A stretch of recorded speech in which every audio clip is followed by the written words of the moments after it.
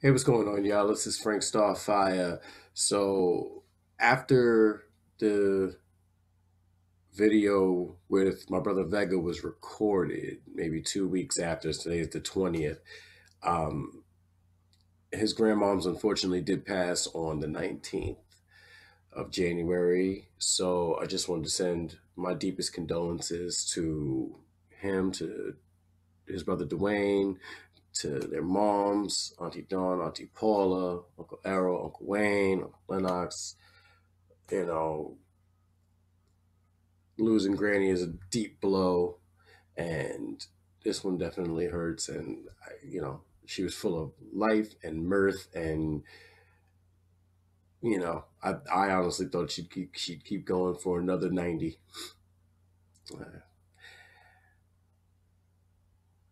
She's going to be extremely missed, but what we always remember is that she's with us in spirit, and that she was always a shining light of just knowledge and fortitude. So shout out to Granny.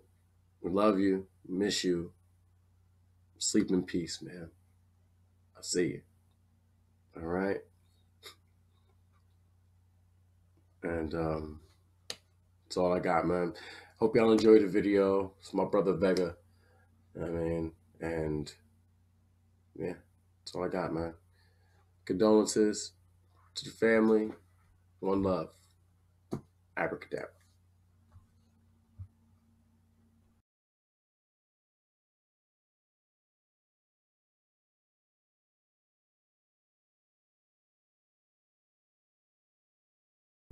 You know what's going on, man. I'm a little Frank Starfire. Nice to meet you. And I'm a simple guy, and I live my life by really simple means. You know what I mean? I live by simple mottos and credos and phrases and everything because it works for me. You know what I mean? Lately, I've adopted a new. Is it recording? Yes, it is. Wait until then. Look, the fucking cameraman. This is a good call. I know.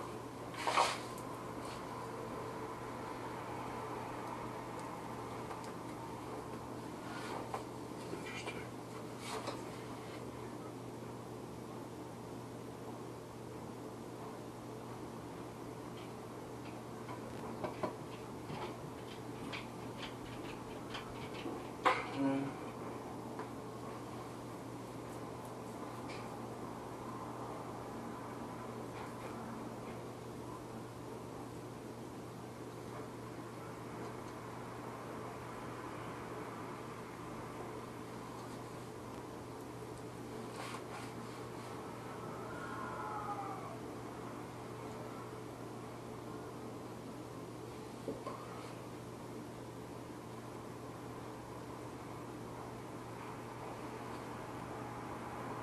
Testing, testing.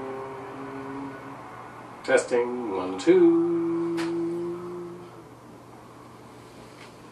Hey, what's going on? It's your boy Frank Starfire, and this is the Just to Be Frank podcast. What's going on with y'all? I appreciate you for joining me as ever. In studio this evening, I've got my brother, my roadie, my homeboy, my ace boon coon, all those great euphemisms that you like to use, hear, and see. So we got, you know what I'm saying? Recording artist, producer extraordinaire, recording engineer, artist, co-creator of the Breed universe, one of the dopest MCs you'll ever come across, one of the greatest songwriters, and just an innovative artist par excellence. My friend, my brother, the one, the only, Vega. What's going on, good brother? Ain't shit. Ain't shit. I feel like there should be some applause. Like it really should be. I mean, there's like some sound effects or something. Something. Thank you for the intro and shit. No problem. We'll work on that in post. Right. Oh man, but it's good to see you, brother. thank you, thank you. As ever. Happy to be here on your show. Your shit lit. You know what I mean? Got the hood lit, lighting up with your shit. I appreciate you, man. You know what I mean? Might have some other niggas from the hood come through. Listen, man, tell them to come on down, man. I'm sitting on a big brown couch and tell them to take a load off. You know what I mean? All right. You know what I mean? Ironically, and you know, you're the only person that I actually know that did have COVID. Yeah. Had the vid. You had the vid.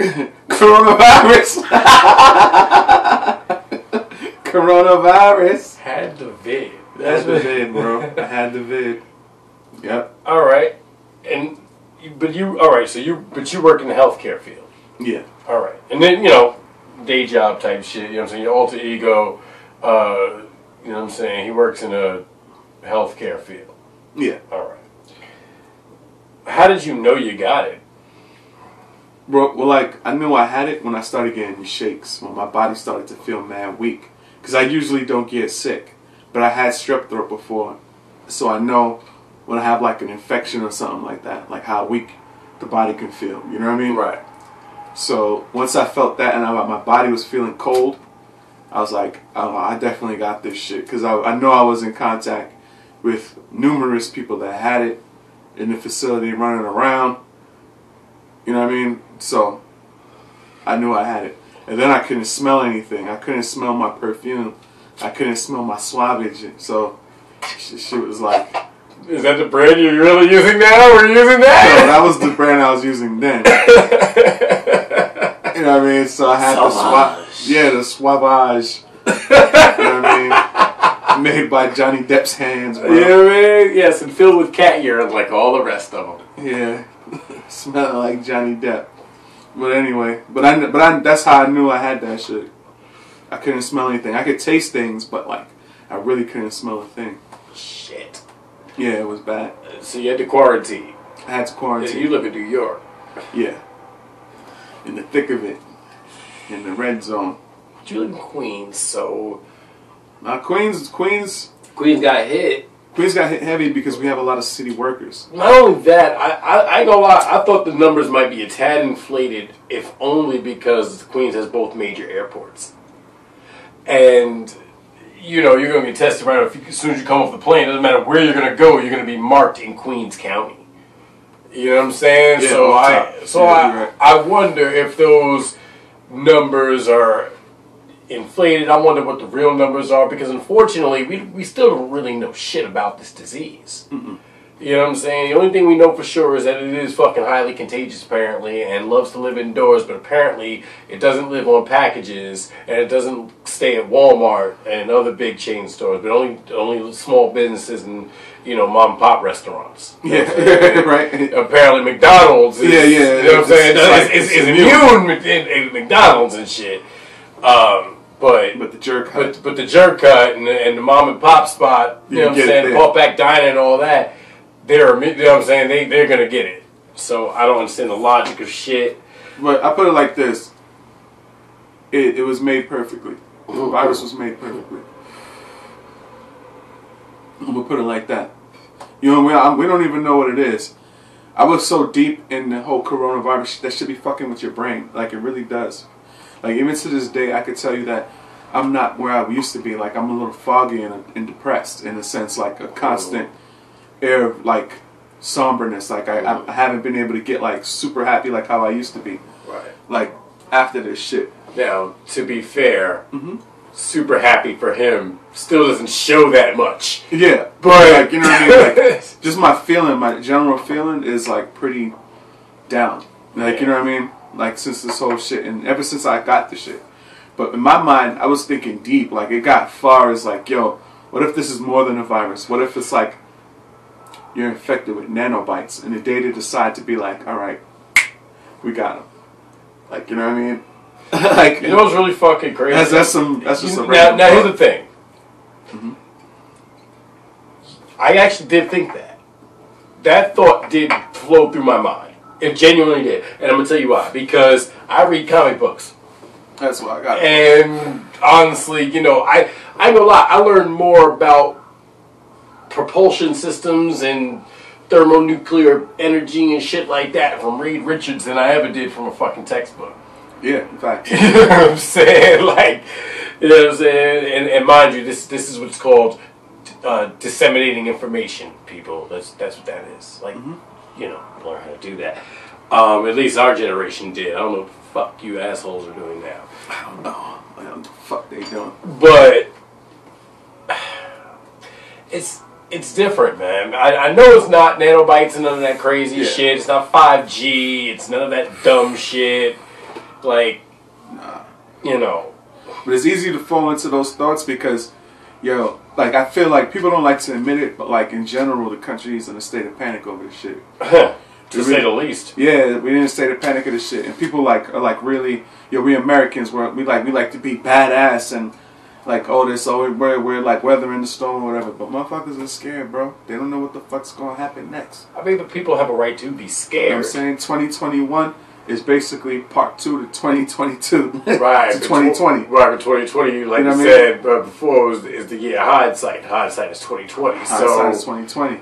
I mean, and this we is look at foresight. it. Yeah, but you look at it, you look at how 2020 made you appreciate the little things, made you appreciate the time that you spend. You know what I'm saying? We're filming this. I lost my brother recently. My oldest brother. Now, it wasn't due to COVID, but I definitely lost my older brother. To the night, Oglesby. Thank you, man. And his last name is Oglesby. He's the oldest OG, man. And my you know, condolences.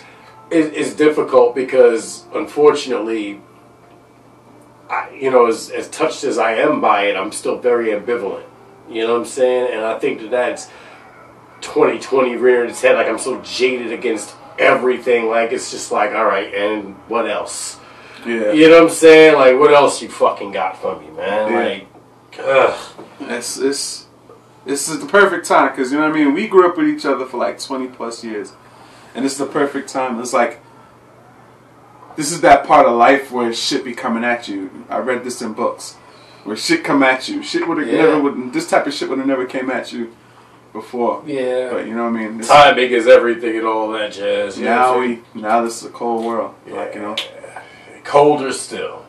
We're filming this after the events of the Capitol wasteland, because that's what I'm calling it. Oh my God. That's what I'm calling it.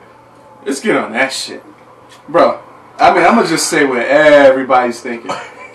If that was some black people, bro, it would have never gotten. It would have been a massacre. It would have been a massacre. Never made it that far. We would have been making movies about that shit in like 10 years. They're still going to make movies about it, but it's not going to be anywhere near as entertaining. It's going to be like a fucking Farley Brothers movie, though.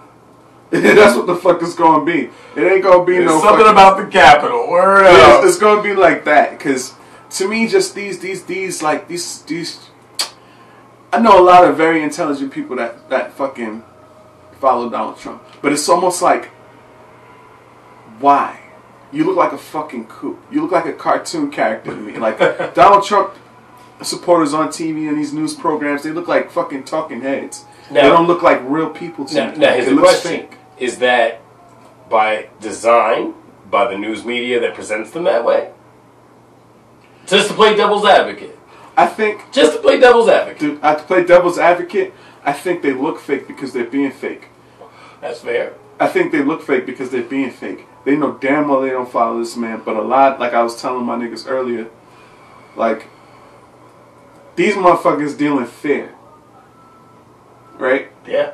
They don't work best in tyranny, but they will fall in fucking line. There's a reason why black people were enslaved. Yeah. Because we know freedom. Right? But like, people, other people, this is their way. The way things are going, the shit that was so tragic to us, like, oh my God, the fucking binding of our bodies and everything, that's normal to other people. So it's not a big deal to them. So they're going to follow along with something like that. Easier. I mean, I understand the fear aspect. Yeah. I think people are enthralled by the gall, the unmitigated gall that he presented to them. Definitely. I think that he presented to people who largely felt marginalized. I don't know why, but I guess You know what's funny? I think marginalization is a very broad spectrum. We feel it a certain way because we're black in America. Yeah. You know what I'm saying? But that's not to say that Farmer John in Muskogee, Wisconsin doesn't feel it too. You know what I'm saying? Yeah, I hear that. But you know, and I'm not, like I said, I'm not making any excuses for anybody. But what I'm saying is their level of disenfranchisement doesn't equate to ours, so we don't see it the same way. Exactly. You know what they say, bro? Fucking equality feels like oppression when you're used to privilege. You know what I mean? Equality feels like oppression. Some deep shit. When you're used to privilege. That's some deep shit. Yeah. You know what I mean? Yeah. That's basically what that shit is. Yeah, because when you're used to having it the best and being at the tippy top of everything for so long, it's like... When you're first, and then now when the plate comes, you gotta actually wait for somebody else. It's like, you feel a kind of way. Yeah. But that's equal. You was first yesterday. That's equality. You know what I'm saying? But when you're used to oppression, when you're used to privilege, it feels like oppression. And I remember I was having this conversation with somebody, and it was a young lady, and she was like, well, how do you think we haven't evolved? You know what I'm saying? There's a dude arguing with her like, yo, you know, you can't do this, you can't do that. And I'm like, well, the very fact that she's allowed to have an opinion without being stoned to death is proof that we've made progress. You know what I'm saying? It may be baby steps, but the very idea that the young lady, a young black woman, wasn't stoned to death or tarred and feathered or drawn and quartered for voicing her opinion is proof that we have made progress. You know what I'm saying? They got Kamala in the White House. I mean, come on. That's like... that's they had Obama Hussein in the White House. Barack Hussein. But yo, I mean... They never say that middle name, though. To me, bro, it's like, yo, we can't be stopped. Shit gotta be put in our way to stop us. But see, here's the thing. I mean, we can't be stopped. What I think people have this misconception, or maybe I'm wrong. Maybe people do have this idea in their head that... And I think this is probably the wrong idea to have. That anybody is superior to anybody. You know what I'm saying? The idea that there is a master race or a chosen people or this, that, or the third, that's nonsense to me. We're each individual, special individuals. We each have strengths and weaknesses, skills and failures and faults and flaws. You know what I'm saying? We're all human. We all do the same shit. You know what I mean? It's just that we all see shit differently. Like me, I see shit differently. Like, yeah, man, we all see shit differently. I always be like, you know me, I'm a mean nigga, bro. I be like, yes, and I'm mixed, and I'm mixed, so I be like, damn, bro. To me, to be honest with you, bro, if I was not black people would be absolutely obnoxious, bro. Black people would be absolutely obnoxious. I mean, they can be. Like, I would hate to see a fucking dude that's mad athletic, crazy athletic, and good in school. Why? You see that? That happens. Because we black. Why? Why would that be crazy? That would be crazy, bro. That be the shit that start racism, bro. Why? Inadequacy is the father of racism, bro. Alright, so bro. See, I don't think that's that bad. Because black people, bro, we can't be stopped, bro. No, but I also think that as human beings, I think as human beings, I think each individual has the ability to do what they are able to do. Some people have multiple skills and talents. Some people have one or two. Like, you know what I'm saying? You know, cultivate the talents you have and you see what the fuck you can come up with. Yeah, definitely. You know what I'm saying? Because I admire artists from everywhere. I admire artists, but... I admire designers from everywhere. I have a problem with things like, okay, look, hey, guess what, buddy? Hey, Claw, love you. Go away.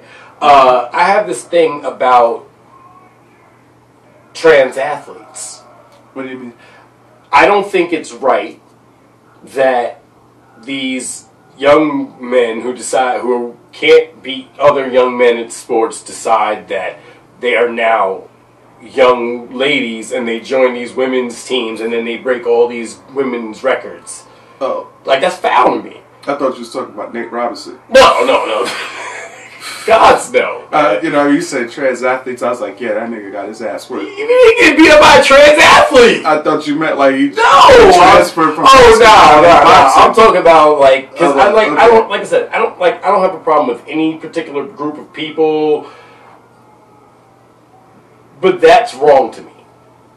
Like the idea that you can be born a man and have all these gifts that are given to men as far as physical prowess, and I don't give a fuck what you say. No matter what you say, and yes, there are a lot of really, really athletically, amazingly gifted, talented Serena Williams-ass women out there. You know what I'm saying? But they're still women. They still have lighter bones. They still have less dense structure. You know what I'm saying? Like, as far as physicality is concerned. You know what I'm saying? I'm like... Not saying, because quite frankly, I know Serena Williams will beat the shit out of me. I'll bust her in a tennis match. In a tennis match, Serena Williams will beat the tar out of me. I'm terrible. You know what I'm saying? But if it came down to it, you know what I'm saying? Like, I don't think that, you know, but that's just, again, women and men are different in that aspect. So, being a man, you have years of testosterone building up, strengthening your bones and all this. You know what I'm saying? Why would you then decide, okay, I'm a woman now, and then go join these girl sports and just able to dominate? And Dave Chappelle said it best. Like, he asked it the very best way. Like, honestly, if LeBron James decided that he's going to live his truth and be a woman, does he join does he stay in the NBA or does he join the WNBA and score 856 points a game? He's not. That's not. LeBron James would never do that. I'm not. This is a hypothetical. That's the fun of hypotheticals. But to me, even in the hypothetical space, to me, I'm like a character like LeBron James. He would never do such a thing. But think about that. You fuck around. All right, but even still, hell, let's take Dwayne Wade. Even then, this motherfucker's still going to drop 50 to 200 on motherfucking. Yeah, here's a funny shit. There's a sidebar about Dwayne Wade, right? Oh, no. Back in the days, I had a girlfriend, right? And we came up with people like, yo, who would you cheat on? Like a right. Out of the relationship. Yeah, your hall pass. Right? Her shit was Dwayne Wade, right? I'm laughing at that shit now. I mean, Dwayne Wade's still cool, but I think he's a fruit. Nah, man. You know, listen, we're only making jokes about Dwayne Wade. We're not disparaging anybody's anything at all. Like, honestly, we're just cracking jokes, man. Nicole's gonna attack me for the. Of course he is. I'm saying. When we talk about Dwayne Wade like that, the cat don't like that shit. He's a Miami Heat fan. Well, he's a Miami Heat fan. Like, nah, Heat forever. He's repping Zendaya. You heard it up, man. Chill out, man. But no, seriously, nah. I mean, listen, the truth is, I think it's wrong for them to be able to do that. I think that's not fair. Gosh. You know what I'm saying? Like that. I can't even think of an example. Like, where have they done that? They do it in all mad high schools up there. There's mad high schools in Connecticut where it's happening. It's happening all over the country. There was a trans MMA fighter. She was in the UFC, and she was beating girls' asses before she told anybody that she was born a man. And then some girl, I forget her name, whooped the living tar out of her, but... You know what I'm saying? There's a flip side to that coin. I know that's wrong. I mean, but my thing is, if you told me ahead of time, like, yo, I was born a man, I'm now living life as a woman. I then have the choice, the education to make the choice whether or not I want to fight you still or not. You know what I'm saying? Like, it's a slippery slope, but at least I have the choice. Yeah. You know what I'm saying? A lot of women want to beat the shit out of a man anyway. I mean, you know, yes. Well, I know of an instance where a woman who became a man. He competed in professional boxing. Okay. And he won. Okay. So it's like, you know what I mean? That's like a thing. You know. I mean, that's the flip side of that. And again, because it is weight classes. But did she disclose ahead of time that she? Yeah, it was like all over the news. then the men who she beat had the opportunity to say, no, I don't want to fight her. She had a female career prior. I don't know what her name is. Okay. But see, this is why I need a producer, somebody to Google this shit. You know, bring the name up. You know, but, I mean, but no, seriously, but to bring it back though, but that's just one of the things that I find really fucked up about this country. Like, they allow things like that to happen. I'm not saying that there shouldn't be any trans people or anything like that. What I'm saying is they should not be allowed to go and dominate sports that they're not. I think it's funny. I mean, yes, there's some fucking like Joanna Man. You've seen that movie? Yeah, exactly. And you know what? Classic black it is, but guess what? That movie could never be made today. No, it couldn't. You could never. Different Strokes would never gonna make it on the air today. Why not? Because old white dude adopting these 2 black kids from Harlem like that. Fuck out of here. But that's real. It is, but that's also they'd say that's the epitome of white privilege. That's what they would say. That's who be adopting black kids. Mm-hmm. Like, if you want to go adopt a black kid right now, you better go get you a little white boy. Nobody's adopting no. I hear you again. Like, yo, all the white people adopt black kids, bro. I mean, but again, that show would not make it on the air today. No, it would not. It would not. None of those shows from back then would have made it on the air today. Think about All in the Family. Archie Bunker as a character. Dope-ass character. But it would never work today. The humor of the whole entire country is just completely different. Right. But it's too sensitive. No, but it's too sensitive. Yeah, too sensitive. But that was the hierarchy back then. Yeah. That was the hierarchy back then. Yeah. Like, oh, this is funny. Like, oh, colored. Ha ha. That was funny. You know what I mean? That whole thing where Sammy Davis Jr. kissed him, I think. Yep. And all that. That was big time TV. That was big but time. That was real. That was some real shit. I mean, think about it. Then what spinoff did it spawn? The Jeffersons. Exactly. So look, I guess it was a good thing. It was a good thing. And Norman Lear. I grew up on Archie Bunker. Me too. Like, he's one of those iconic figures in my head that I know who it is. Carol O'Connor played that character so fucking well. You thought Archie Bunker was a fucking racist pig. But you know what?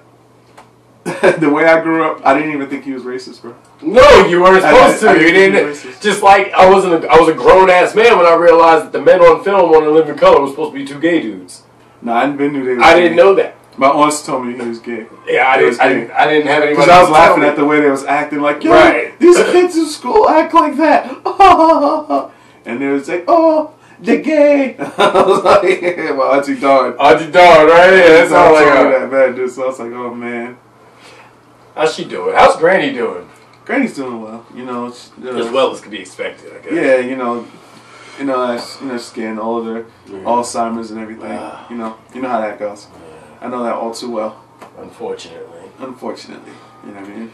But shout out to Granny. Shout out to Granny. Shout out to your moms. Shout out to my mom. Brother D. My brother Dwayne. So all right. So real quick, because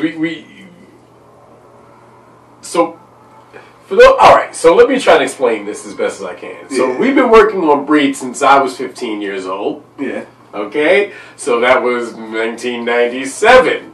Yeah. 97, all right?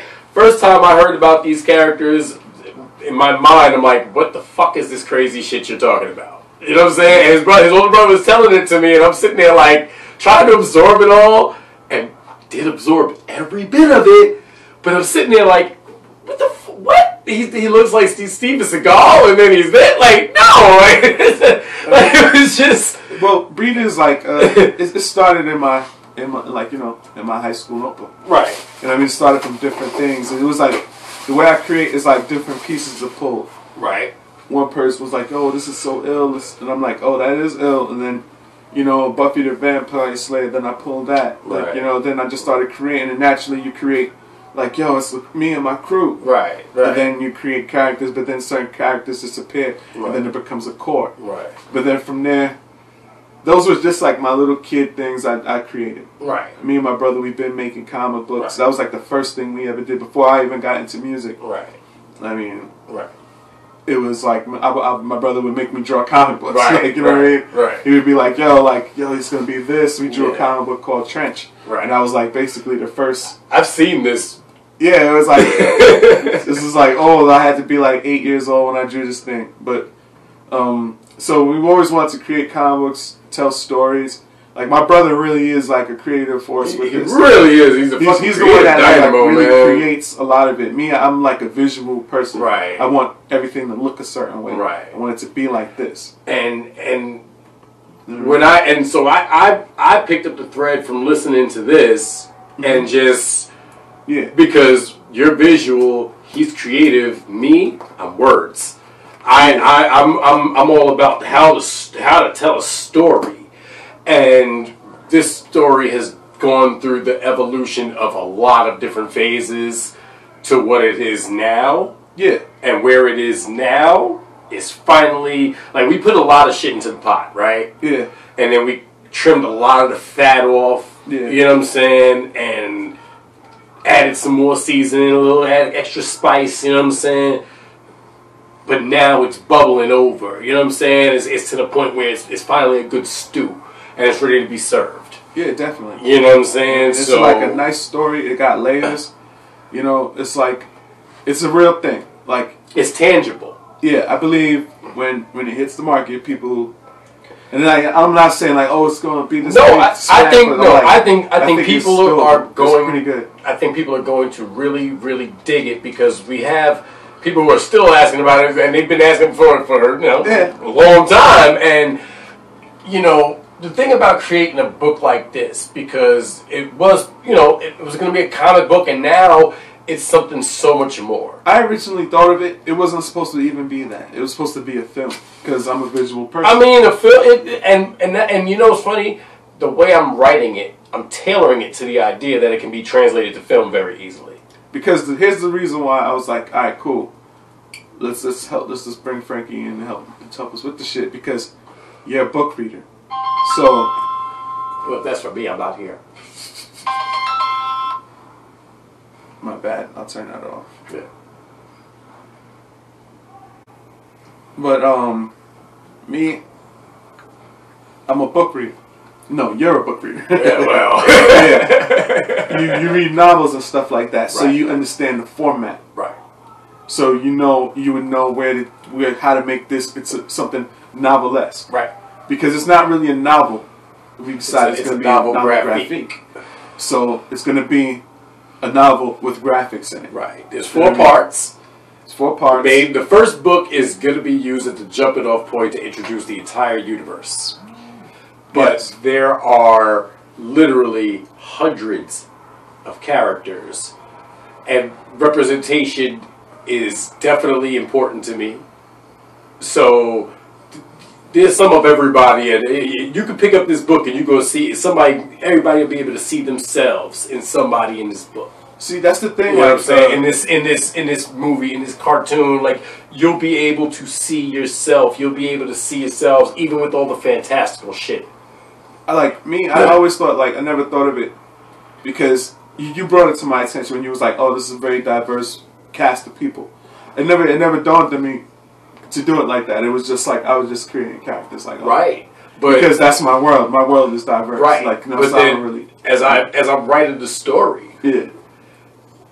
writing it out, and then having these dynamics, having to put these pieces together to make the story make sense. Because again, I'm taking verbiage and shit, visualizations from like drawings and for 15 years and trying to incorporate all that into this story, and I must say I'm enjoying the aspects. It's not easy, but it's not easy to put together, but it's definitely been something that I've enjoyed doing, and the characters have taken on a life of their own in that they're no longer just versions of us or people we know or shit like that. Like, because when I write characters and when I create characters, they're based on people I know.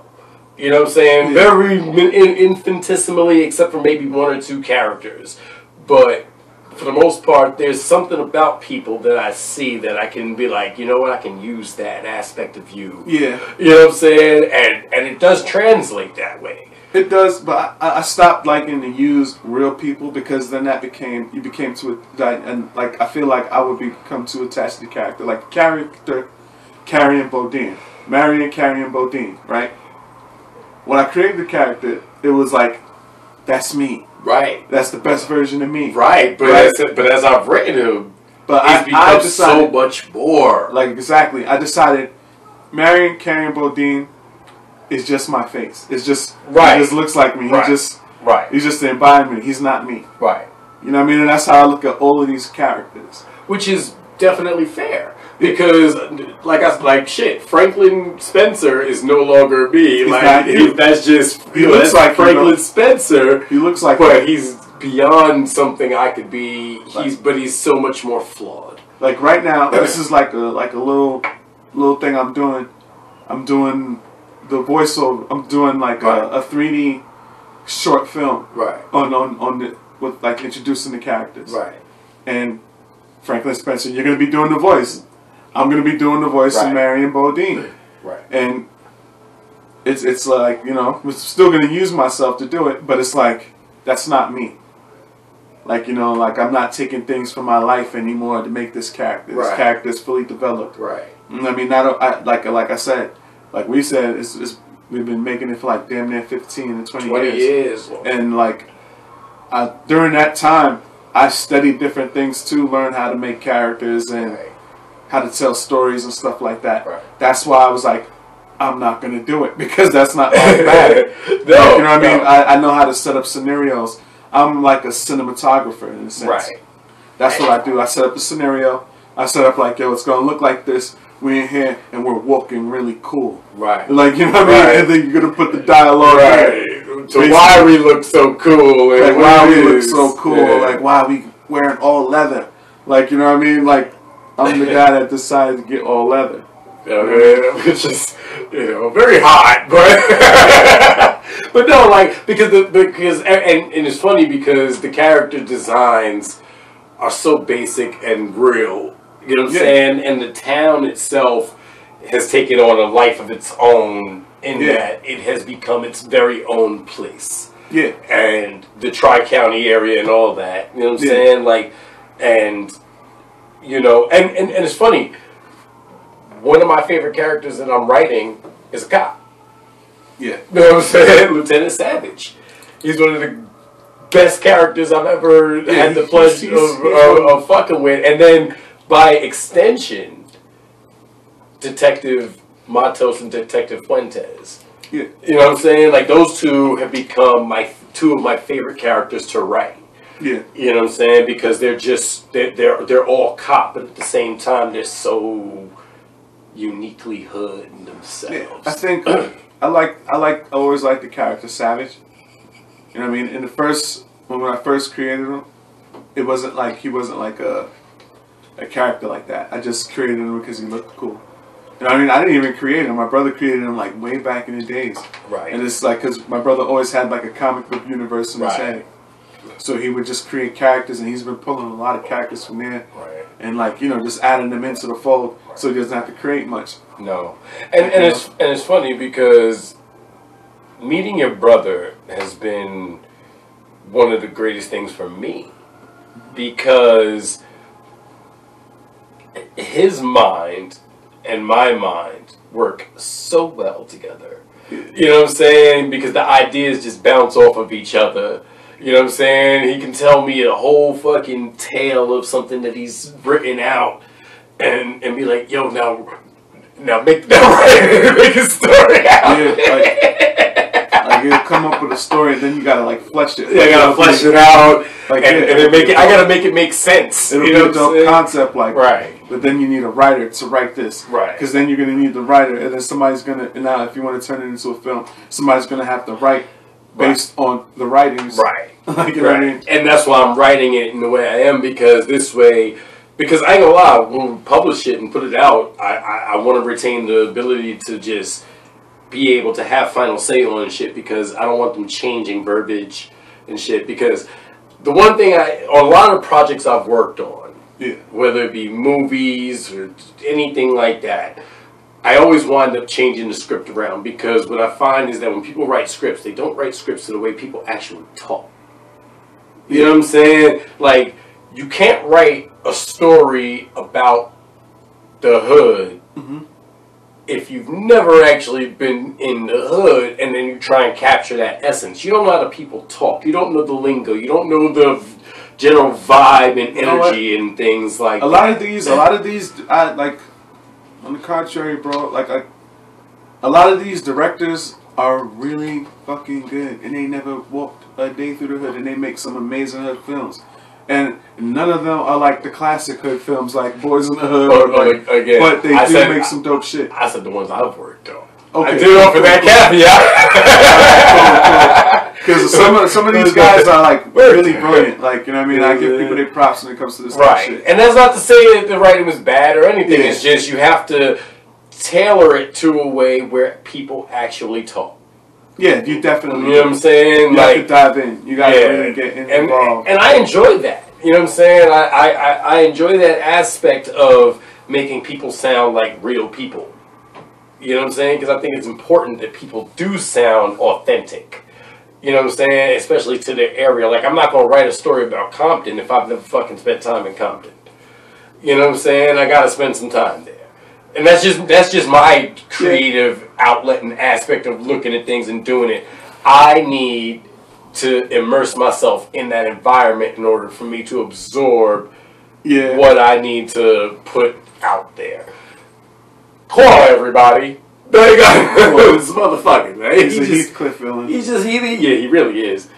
But there are a lot of like classic books, bro, that are written from a perspective from somebody that's never seen what they're writing about, and then it's like classic material. It's all the theater of the mind. I believe that. People, when you're creating, it's all the theater of the mind. Somebody can make a hood story, and it could be.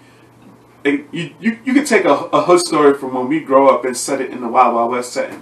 Sure. And then you have a whole entire different aspect, and you don't gotta change nothing. You just gotta be like, all right, we're just not gonna use blacks or like right.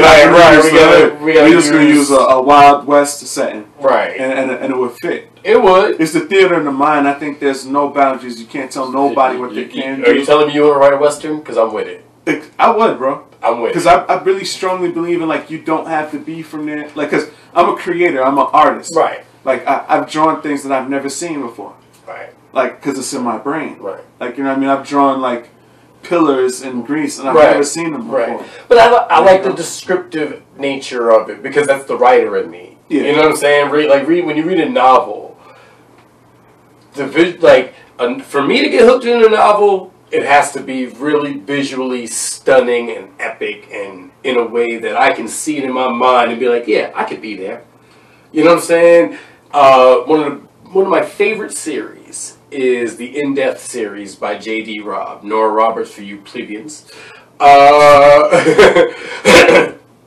And it's basically about this cop named Eve Dallas in the future of New York. Yeah. You know what I'm saying? And it's a very futuristic tale, but the characters are so well developed and fleshed out, and you feel connected to them. Yeah. That's a good story. Like, I ain't gonna lie, anytime anything, like when Eve is having her issues, and I don't want to spoil the series for nobody, but she's like had some issues. So when she's going through her shit and you feel that breakdown with her. You feel her when she's like stressed and tired and shit, and the way she writes her is very, very fantastical in that she's just an ill bitch. You know what I'm saying? Like, she's an ill bitch. And it allows me to be like, yo, you know what? Yeah, if I really absolutely had to, I can see myself in this universe. I can fucking see myself rocking with these characters. Yeah. You know what I'm saying? Even just me being me. Like, it's yo, what up, Peabody? Yes, the theater of the mind. Like, yo, that Peabody was good with you. You know what I'm saying? Yeah, you create it. You feel like you're there. Right. Like, it's the theater of the mind. Like, you create everything. And, like, everything is already created, even to the wet concrete. Like, it'll be created in your mind. Right. You know what I mean? Like, and that's what I'm trying to do with Breed too. Like, I want to be able to make it so that it makes sense, and you get that aspect. Like, yo, yeah, I could see myself chilling with these characters, but shit, it's dangerous to rock with them. Like, it's dangerous to be in St. Albans. It's dangerous to be in St. Albans, and we called the place St. Albans. We created it after our hometown. Yeah. And initially, it kind of like had the full layout of the hometown, it was but made by a little kid. Yeah, man. It was the neighborhood. Right, but now, but I mean, to a degree, to me, it still kind of is. But what I've done with it in my mind is I've envisioned it as the perfect version of my neighborhood if it was just overrun with fucking vampires and werewolves and shit. Nah, it's like, I completely like disconnected it. It's like it's not even there. Like there's St. Albans in Jamaica, Queens, and then there's St. Albans in New York. Yeah, right. That's like by it's like by right. St. Albans County. It's up there by Poughkeepsie. It's on the Hudson because that's where Belmore is. But I created a county unto itself. Yeah, it's like you know what I'm saying. And kind of just wedged it in there and created a place, man. Because place like where Crystal Lake is. Right. Well, Crystal Lake is in Ohio. Yeah, and all those Jason movies take place in Ohio, except the one in New York. Right. But like all the Freddy movies take place there. Iowa. And then all of this guy with Jay and Silent Bob, their movies take place in a certain place. Well, they take place in the View Askew-universe, which is technically Jersey, parts of Jersey, Hollywood, they're all over the place. And every creator creates their own universe. It's their own. Like, come on, man. DC has Metropolis, which technically, if you look on the map, would be just outside of DC, Washington D.C., and Gotham City would be just below New Jersey. Yeah, you know what I'm saying? So it's its own place. Even Marvel does it, man. Latveria doesn't really exist. Like, come on, man. I thought it did when I was a kid. Me too. But that just shows you the power of comic books. Yeah. That shows you the power of the theater of the mind because the mind. We thought it was real. Yeah. You know, I thought wrestling was real for the longest time. I used to love to go to Manhattan just to look up at the buildings to see if I was going to see Spider-Man. I'm telling you. I used to love that shit. But I ain't gonna lie, I did realize that if I ever did actually see that, I'd be freaked the fuck out. Nah, man. I'd be my hero. He's from Queens. Gotta love him, but that's my favorite hero. I thought I was gonna be a superhero, bro. Spike. Baby. Spike. Yeah. I just added Domino to my mix. But like we're gonna we're putting the book together now. We're in the phases of getting of getting it together. It's basically, I'll say it's 50% done, really. Yeah. Because the truth is, at the end of the day, I just have to write it. It's like printing it up. Right. At this point, it's like getting all the words out and getting it pressed. Like, because I spend so much time with you fucks. You know what I'm saying? Yeah, but people. I'm just fucking with y'all. I love y'all. Thank you for watching. Appreciate it. This is a good thing. This podcast is a good thing. Listen, you know what? I appreciate that, man. It's spawned from just sheer boredom. I was watching everything that was going on just from the very start of the entire year, and I fell down the hole of the Joe Rogan Experience, and then started watching all of the fucking podcasts and different shit, but what I realized was, and I had done the Foundation 101 joint, the Black Codes, and that was good. I love doing it. You know what I'm saying? But I always wanted to be able to just sit down and converse with the people and really just have a good, long, fleshed out conversation. And it's hard to do that with four people dudes plus the guests. You know what I'm saying? I mean, and again, it was a great fucking experience. I loved doing it with the brothers. They were fucking fantastic. You know what I'm saying? They took their idea. I didn't take their idea. I just had the idea. I didn't take their idea. I just had, but I knew, like, and the funny thing is, the very first episode of the Just to Be Frank podcast, I actually filmed with them. Yeah. I actually filmed with them, and we, it was me and my boy Zeke, Chef Z, and we were just sitting there talking about shit, man, and I liked it, man. It was fun, but the idea was simply just to sit down and have a conversation with people, and I realized watching the Joe Rogan Experience that it can be done. You can sit down with somebody for an hour, 2 hours, 3 hours, and people will listen if it's interesting and entertaining. And definitely. You know what I'm saying? And you know, I'm not going out of my way to try and find the most entertaining individuals. I'm going out of my way to find people I want to talk to and have them come on. You know what I'm saying? And a lot of my friends have a lot of ill shit that they're doing that I find interesting, that I feel like the world needs to hear about. Yeah. And I don't mind offering my platform to do it. You know, somebody said, oh, well, you know, you got to monetize. Listen. It'll come. It'll come. You know what I'm saying? I need y'all. All I need is the people to keep listening, watching, subscribing, sharing, and listening. Word up. You know what I'm saying? That's all I need you to do, man. Shit right up your alley, man. You know what I'm saying? If you like what you hear, just shit right up your alley, share it with motherfuckers. You know what I'm saying? And you know, it's not going to be for everybody. I don't always say the right shit. My opinions are very contrary to a lot of different people. Yeah. You know what I'm saying? But at the same time, I also don't... It's a platform, bro. Yeah, and I don't knock anybody's opinions or ideas. Now, if we can converse and I can better understand what you're saying. Hell yeah, man. Plus you got to get this money, man. Gotta get this money, baby. Look, I'll be dead honest with you, man. This is the God's honest truth, and this is the weirdest thing about me, I think, that I finally figured out. Money doesn't hold value to me. No, I don't. You know what I'm saying? It's a tool.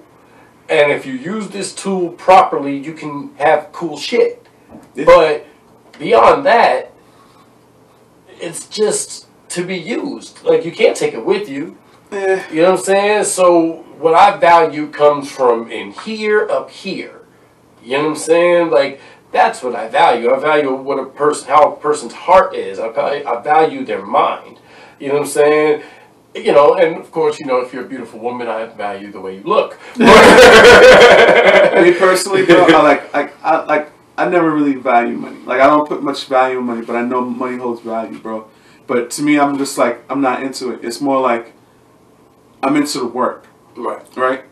Now, I know money's a byproduct of my work, and I want that money. Right. I want that accolade. I want everything my work will provide me, bro. Yeah. Like, and if it's gonna be money, like, you know, give me my shit. Because if it belongs to me, give it to me. Because I don't want it. I don't want anybody to get money off of my shit that ain't me. Oh, that's fair. You know what I mean? That's why I decided I was gonna mess with. I mean, this is a good way to get into that. Segway. Like this, I started messing with Chris Gotti and you know, Adventures. Right. You know what I mean? Right. That's why, because, you know. And you're still fucking with them? I'm still fucking with them. Okay. It was like one of the smartest decisions I ever made as far as like me making music. You know what I mean? Like, I'm not like buzzing heavy out there on some like, oh, this nigga's a new kid. No. Well, but you recently put out No Christmas. Yeah. You still will, and we'll talk about that in a second. But you still have the Vaudeville out there. Yeah, that's some old shit. That's some old shit. But you know me, I'm. That's like the demo. I'm still a huge fan of the classics and the EPs and shit like that. You had Jump Season, which you put out. Yeah. No, I never really put that out. That was just like a demo for my friends.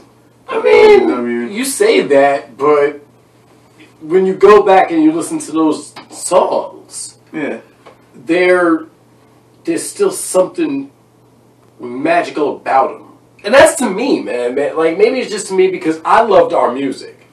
Like, the music we made from 1999 to about 2009. Oh, yeah, bitch.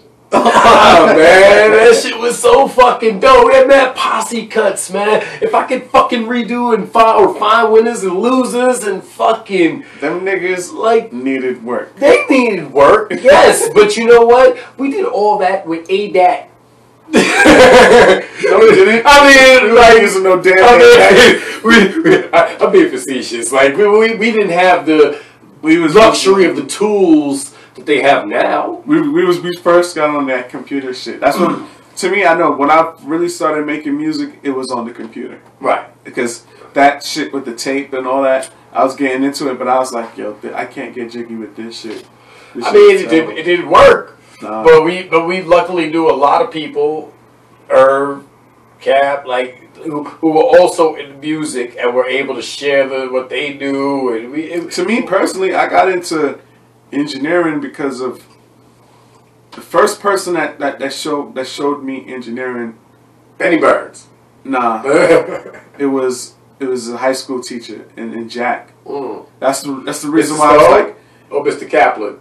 I think it was Mr. Kaplan. Skinnier dude. Nah, he was a short, fat dude. That was Mr. Stone. Mr. Stone then. He showed me, he was like, because I was like, oh, I'm into hip hop music, and he was like, and I was like, yeah, I was just like, I just don't know how they do it. Right. Like, I don't know how they record the music. Like, right. how do they get everything? I don't know how they do music. And you know what's funny? Like, you know what I mean? Jack had mad equipment. Bro, he took me to a studio in Jack, bro, with a fucking soundproof booth, a track board, and he was like, I'll show you how to use this. And it was like a mini track recorder. Right. Like, you know what I mean? He showed me how to use it, and I brought in this kid. I can't remember his name. This thing used to be my road dog. This is a funny nigga. I used to call the nigga Snoop. He's actually this girl I had this huge crush on, little cousin. You know. Yeah. Colleen. Yeah, that girl. Her cousin. What up, Colleen? I had the huge crush on her, but right. Yo, hold on, time out. Do you still have a crush on this girl? I mean, like, in my head, hell yeah. Oh my god! But not like really, like, you know what I mean? It's just like, yo, like when I was like a kid, like when I seen her, I was like, holy shit. But it was like, you know. Yo, she is a very beautiful young woman. Oh yeah, she's beautiful. That's and like she's crazy. And she's one of the smartest people I've ever met in my life. She is, man. You know me. I look at all things, man. It ain't just about the body for me, man. I know. Me neither. But nah, I'm just saying, you gotta respect them for their brains too now. But you know, it's like you know, that's some high school shit. But yeah, man. But I recorded him, and then I was like, yo, I could do this shit. But then when we was in high school, we was into all kind of fuckery. This is when we was dumb. This was practically gangbanging. Yeah, we were stupid. We wasn't Bloods or Crips. No, we was something else, man. We was practically gangbanging. We were. You know what's funny? We weren't any of that. No. But what we were deep. Very deep, and there was a very large contingent in the neighborhood that genuinely, like, I don't want to say feared, but we definitely had a lot of respect. I wouldn't say it was respect, because the hood is funny. I don't fuck with respect in the hood. I mean, I don't fuck with it, bro. Because I'm from Queens, that shit is grimy. Yeah, this is hindsight shit, you know. Yeah, I've seen a lot of well-respected niggas get done dirty. Oh, wow. Nigga, we from St. Albans. I've seen a lot of well-respected niggas get done dirty, and the reason why they get done dirty is because they're well-respected. Niggas was curious about us. We had a mysterious space because everybody was telling me, like, oh, y'all niggas is Crips. Oh, y'all niggas is Bloods. No. Oh, y'all niggas is running bitches out the crib. Yep. Oh, y'all niggas is selling crack. Yep. Like, you know what I mean? Like, we were doing all that shit. Gun running. We was running guns. We was running guns. We had mad fugitives come through there. Right. We had mad well-known niggas from Queens come through there. That wasn't even our house. And all it was that was our boy Jamal's house. We were just mad cool. We had we were not pretentious in any way. We didn't judge anybody for anything they did, and we basically kept a respectable place. Like and shit. If you came up in that crib, you had respectability. You know what I'm saying? It was a star, nigga. Like, man. It was different in there. Man. Because we didn't give a fuck who you were or where you were from. All we cared about was, yo, you got good bud? I bet.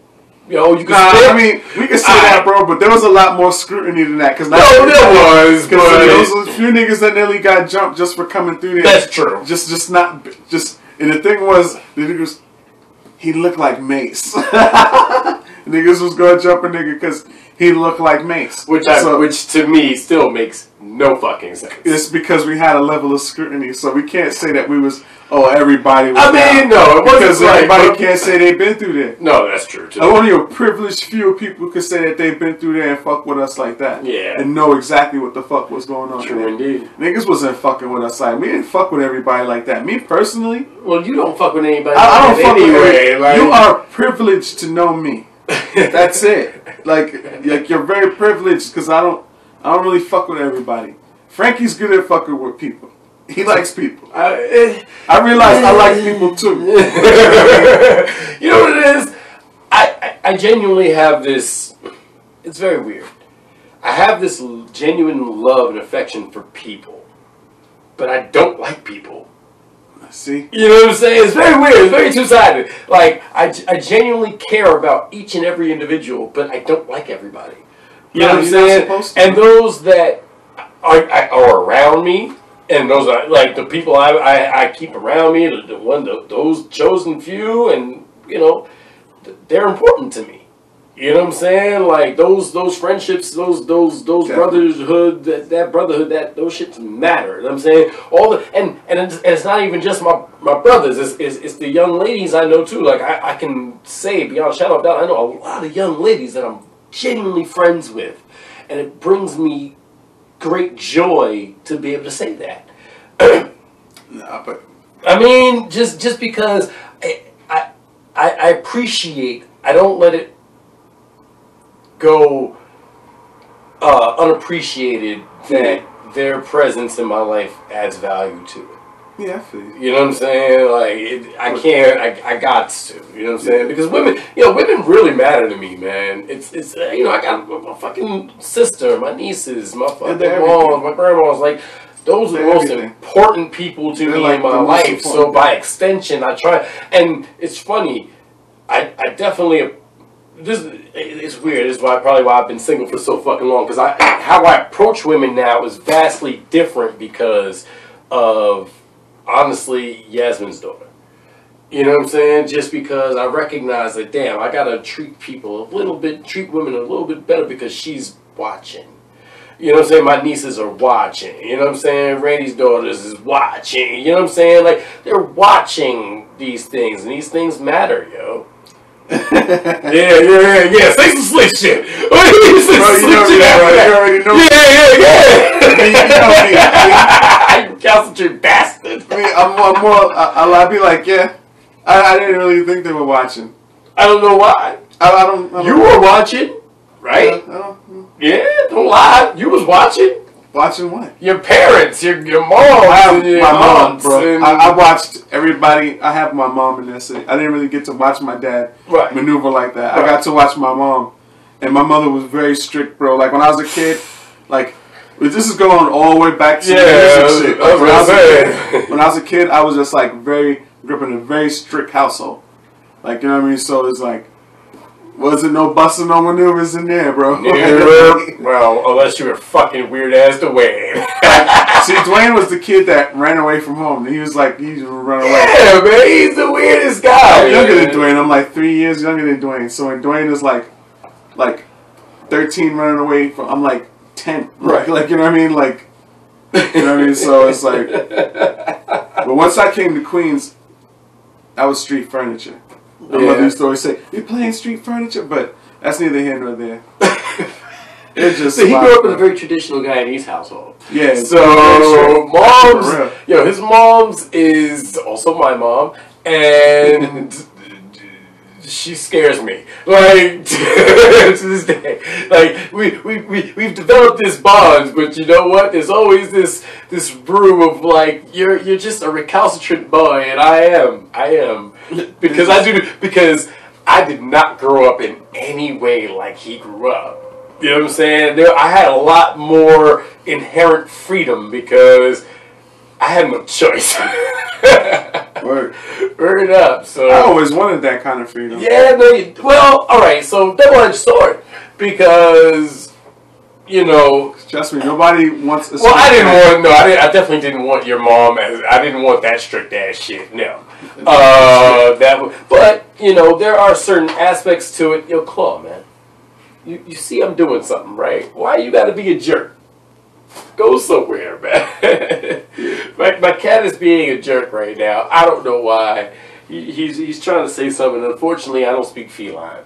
But either way, you know, I had a mom who. So when I was growing up in Hollis, it was different. Like I would on summer days, especially summer days. Like I go to school during the school year. on Wednesdays, I'd leave school after, like, in the 3rd grade. I started, like, going to my pop's crib and shit. He lived on Sutphin. Yeah. So I would leave school on Wednesdays. I'd walk from Hollis all the way, and I'd follow the bus route, because I remember the Q2's bus route. Yeah. So I would fucking walk up Farmers, all the way up to fucking Jamaica, you know, or the hillside rather, and then I'd cut through the back streets until I got to 179, because I knew this is how I would find my pops. I'd start at that bar right there on 179 by the what used to be OTB. So I started that first bar right there across the street from the sandwich shop, and then I'd check every fucking bar going all the way up hillside until I got to Red's Cafe on Sutphin in Jamaica.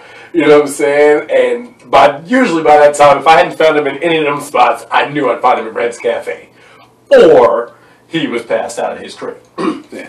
You know what I'm saying? So, see, my pops never used to mess with us, bro. Like, I love my pops, bro. Because we cool now, but it's like, when he was younger, he didn't really fuck with us at all. Like, you know. So I don't have any stories about my pops, really. Yeah.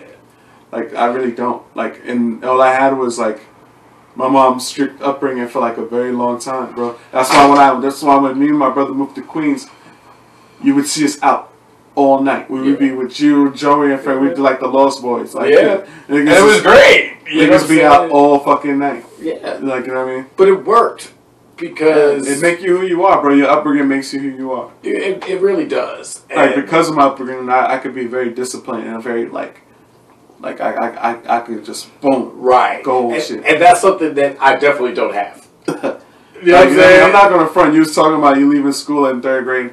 I started cutting school in 3rd grade with my friend. We used to leave our school, just walk right out the door. I used to go to a private school called Excelsior Elementary. The level of fucking psychotic shit in this school, people don't understand. When I tell you I had like a really kind of like a sheltered upbringing, I really did. Like, I went to private school. I went to this private school called Excelsior Elementary. You can check it up on the internet. Is it still there? It's still there, but their claim to fame is that Dwayne's former teacher, she had one of the students beaten and stripped, and then a male student beaten and stripped, and then they put on a female uniform on him, and he had to rock like that all day. What the fuck? Yeah, like, that's the level of abuse they used to go on in that school. That's a Catholic school, right? Nah, 7-day Adventist. Oh, well, even worse. So, yeah, it's just some other shit, bro. Because, well, alright, so, that's crazy. That place is one of the places that started the Breed universe. Going through shit like that, because that's our real life.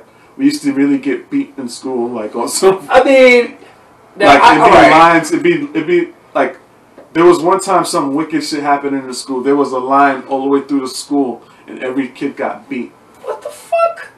Every kid got beat, and when you got beat, when you got hit with the belt, there was a teacher, and when you got hit with the belt, he'd be like, wow, you gotta scream Ioba. Why? Who the fuck is Ioba? That was the spirit of the ass whipping, bro. All right. So when you get hit with that's madness, and I ain't gonna lie, that sounds like what my friend Tiffany's talking about with the fucking Jehovah's Witness shit. Like, it's mad crazy. I don't know, bro. Like, yo, I just remember thought it was the craziest thing. Those are fucking cults, man. I remember getting my hands beat so bad that they was numb. I couldn't even put my hands on the table. It was crazy, bro. Yeah, dog. We used to cut school, just be leaving that bitch. I believe it. I'd leave too. Shit. Go play Street Fighter. That's where I got my name.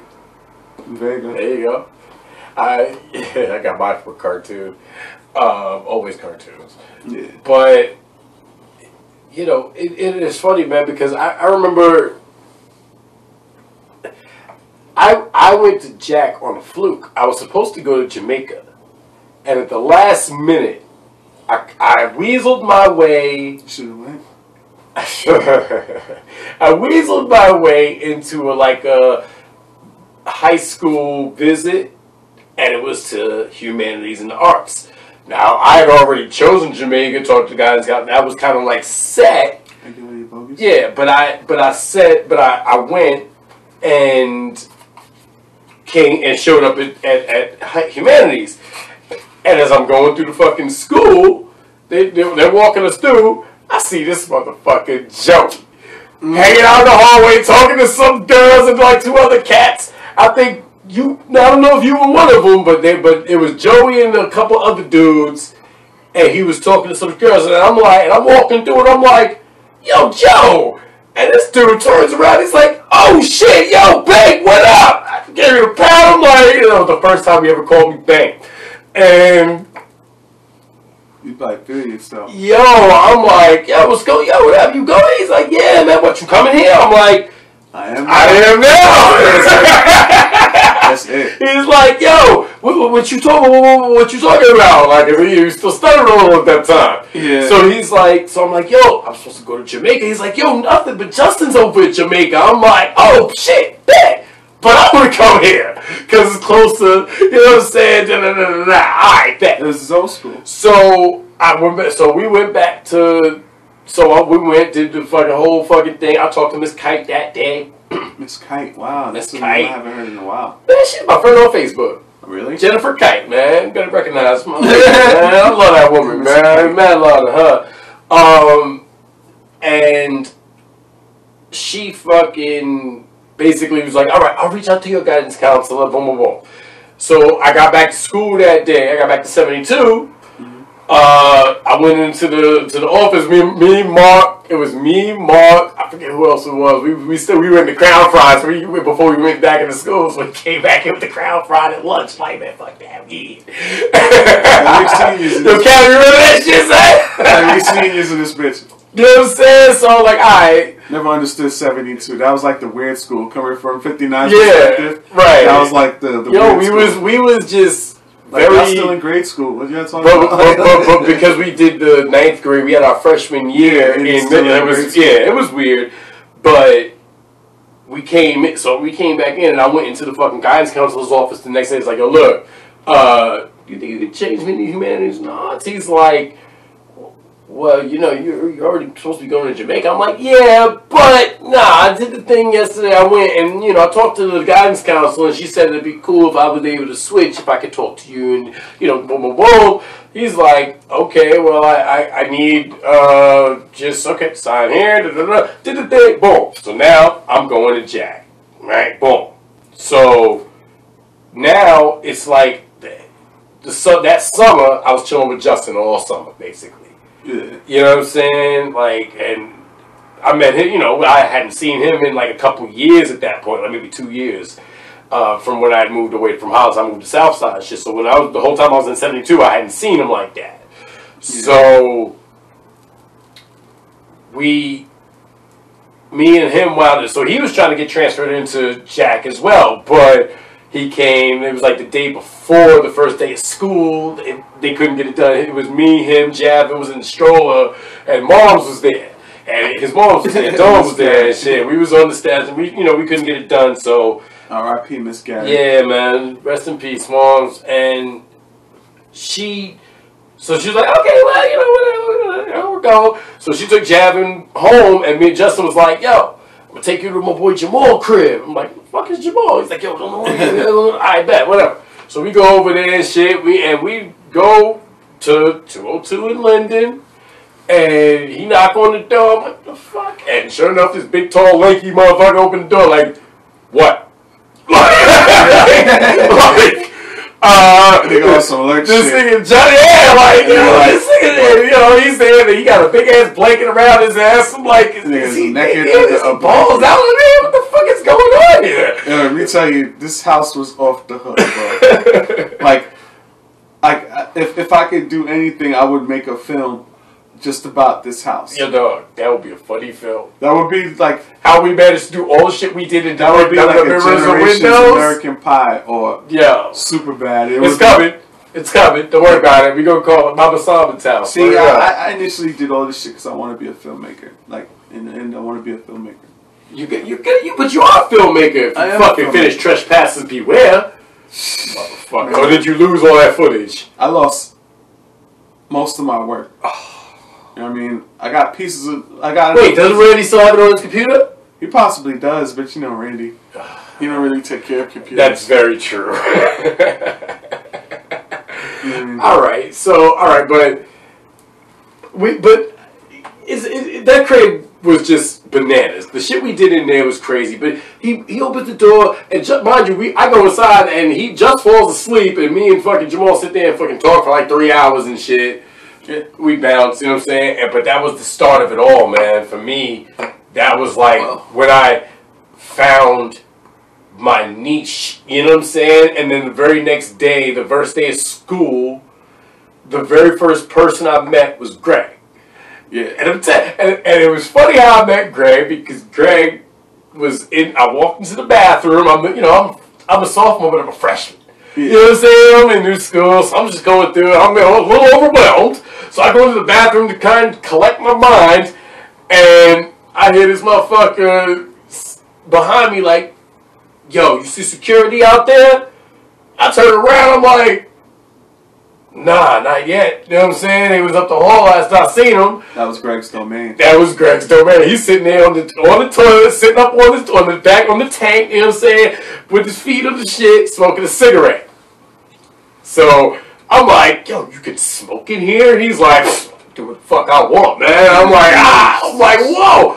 So he used to be. There's like 2 or 3 other dudes in the bathroom. They're about to walk out, and as they're going out, a security, big tall security man, Sarge is coming in. So I'm like, "Yo, put the shit out." You know what I'm saying? I say it like, yo, just without thinking, I'm like, "Yo, put the shit out now." He does it, he hits the flush, like, boom.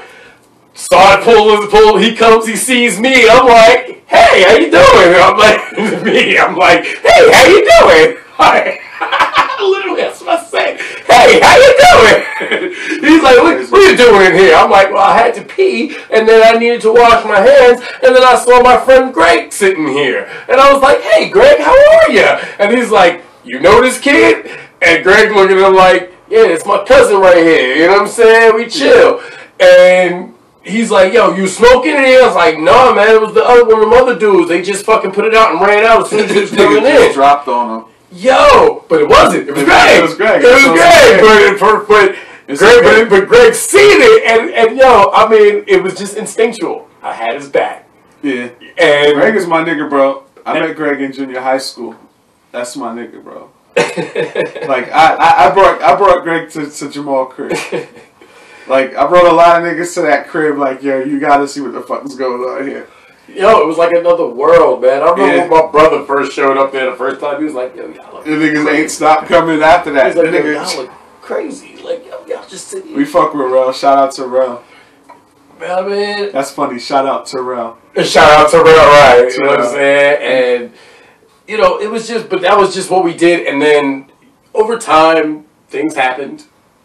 Kind of fell apart. I don't even care about that. I don't either, but I recognize that it would be done by all the time. But by the time all that shit come around, the movie would be done. Basically, like it was. You know what I mean? Like I ain't gonna lie. I think for me, I think the climax for me for my character would be the fight on Ave. That would be the climax for me. That's not even in the movie for me. No, that's like that is so. Yeah, that's like the negative part. Where would it end, yo? Where would you end it? It's something good. Alright, well, what was the best thing that we ended with on that place, man? Some of the shit that we did, a lot of the live shit we did was not at that crib. No, it was just other places, man. But a lot of things, like before, but honestly, I'm not going to front. Before you came in the picture, we used to be doing a lot of crazy shit on some. Like, originally, our group of friends started, it was, like, this is how it all started, bro. Y'all go get it here exclusively. It was exclusive! It was myself, my cousin Calvin, and my play cousin. He's really my play cousin. Like, you know what I mean? That's my nigga, though. Like, for life. My nigga Ruthless.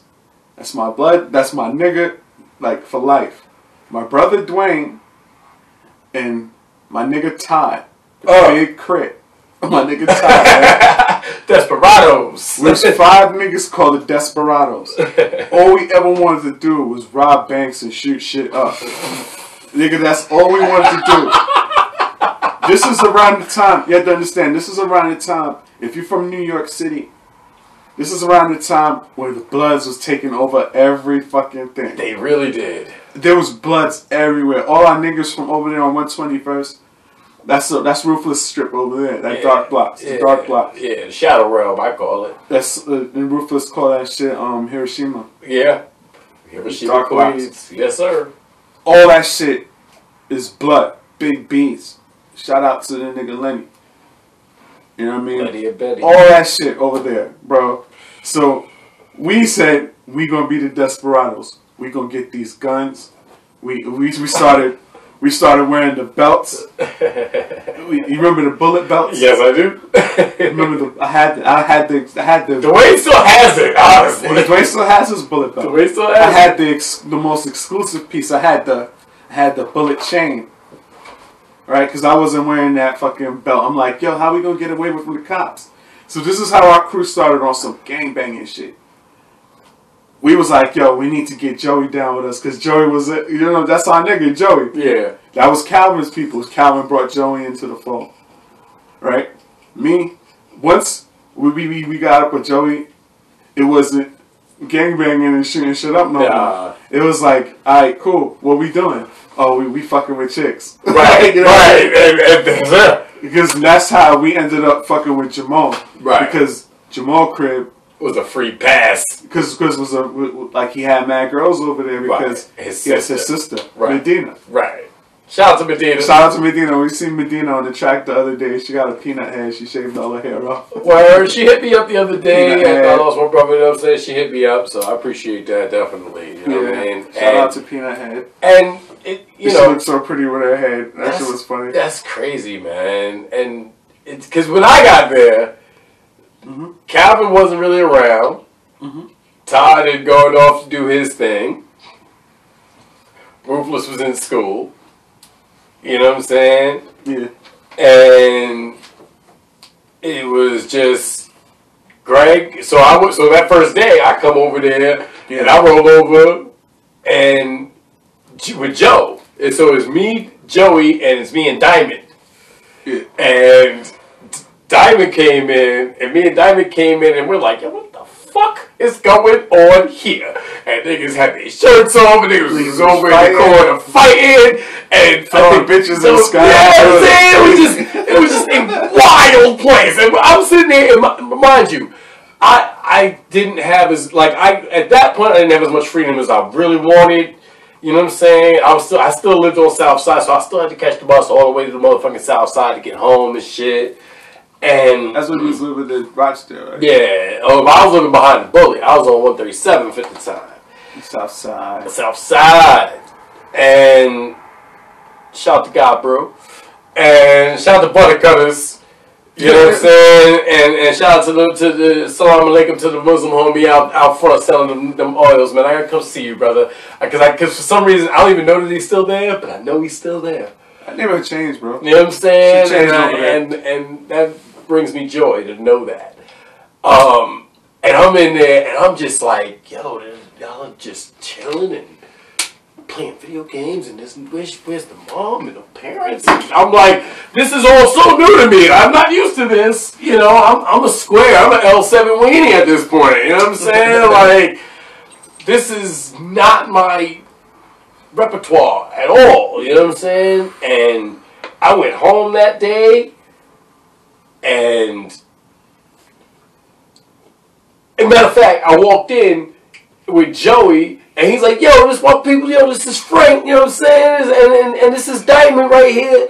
And this nigga had on a lime green Yankee. I had on a like word. I was on it. It wasn't even lime green. That shit was it was neon, man. It was neon yellow or some shit. This shit was funny. But I liked it. It was a nice piece. You should have kept it. Word.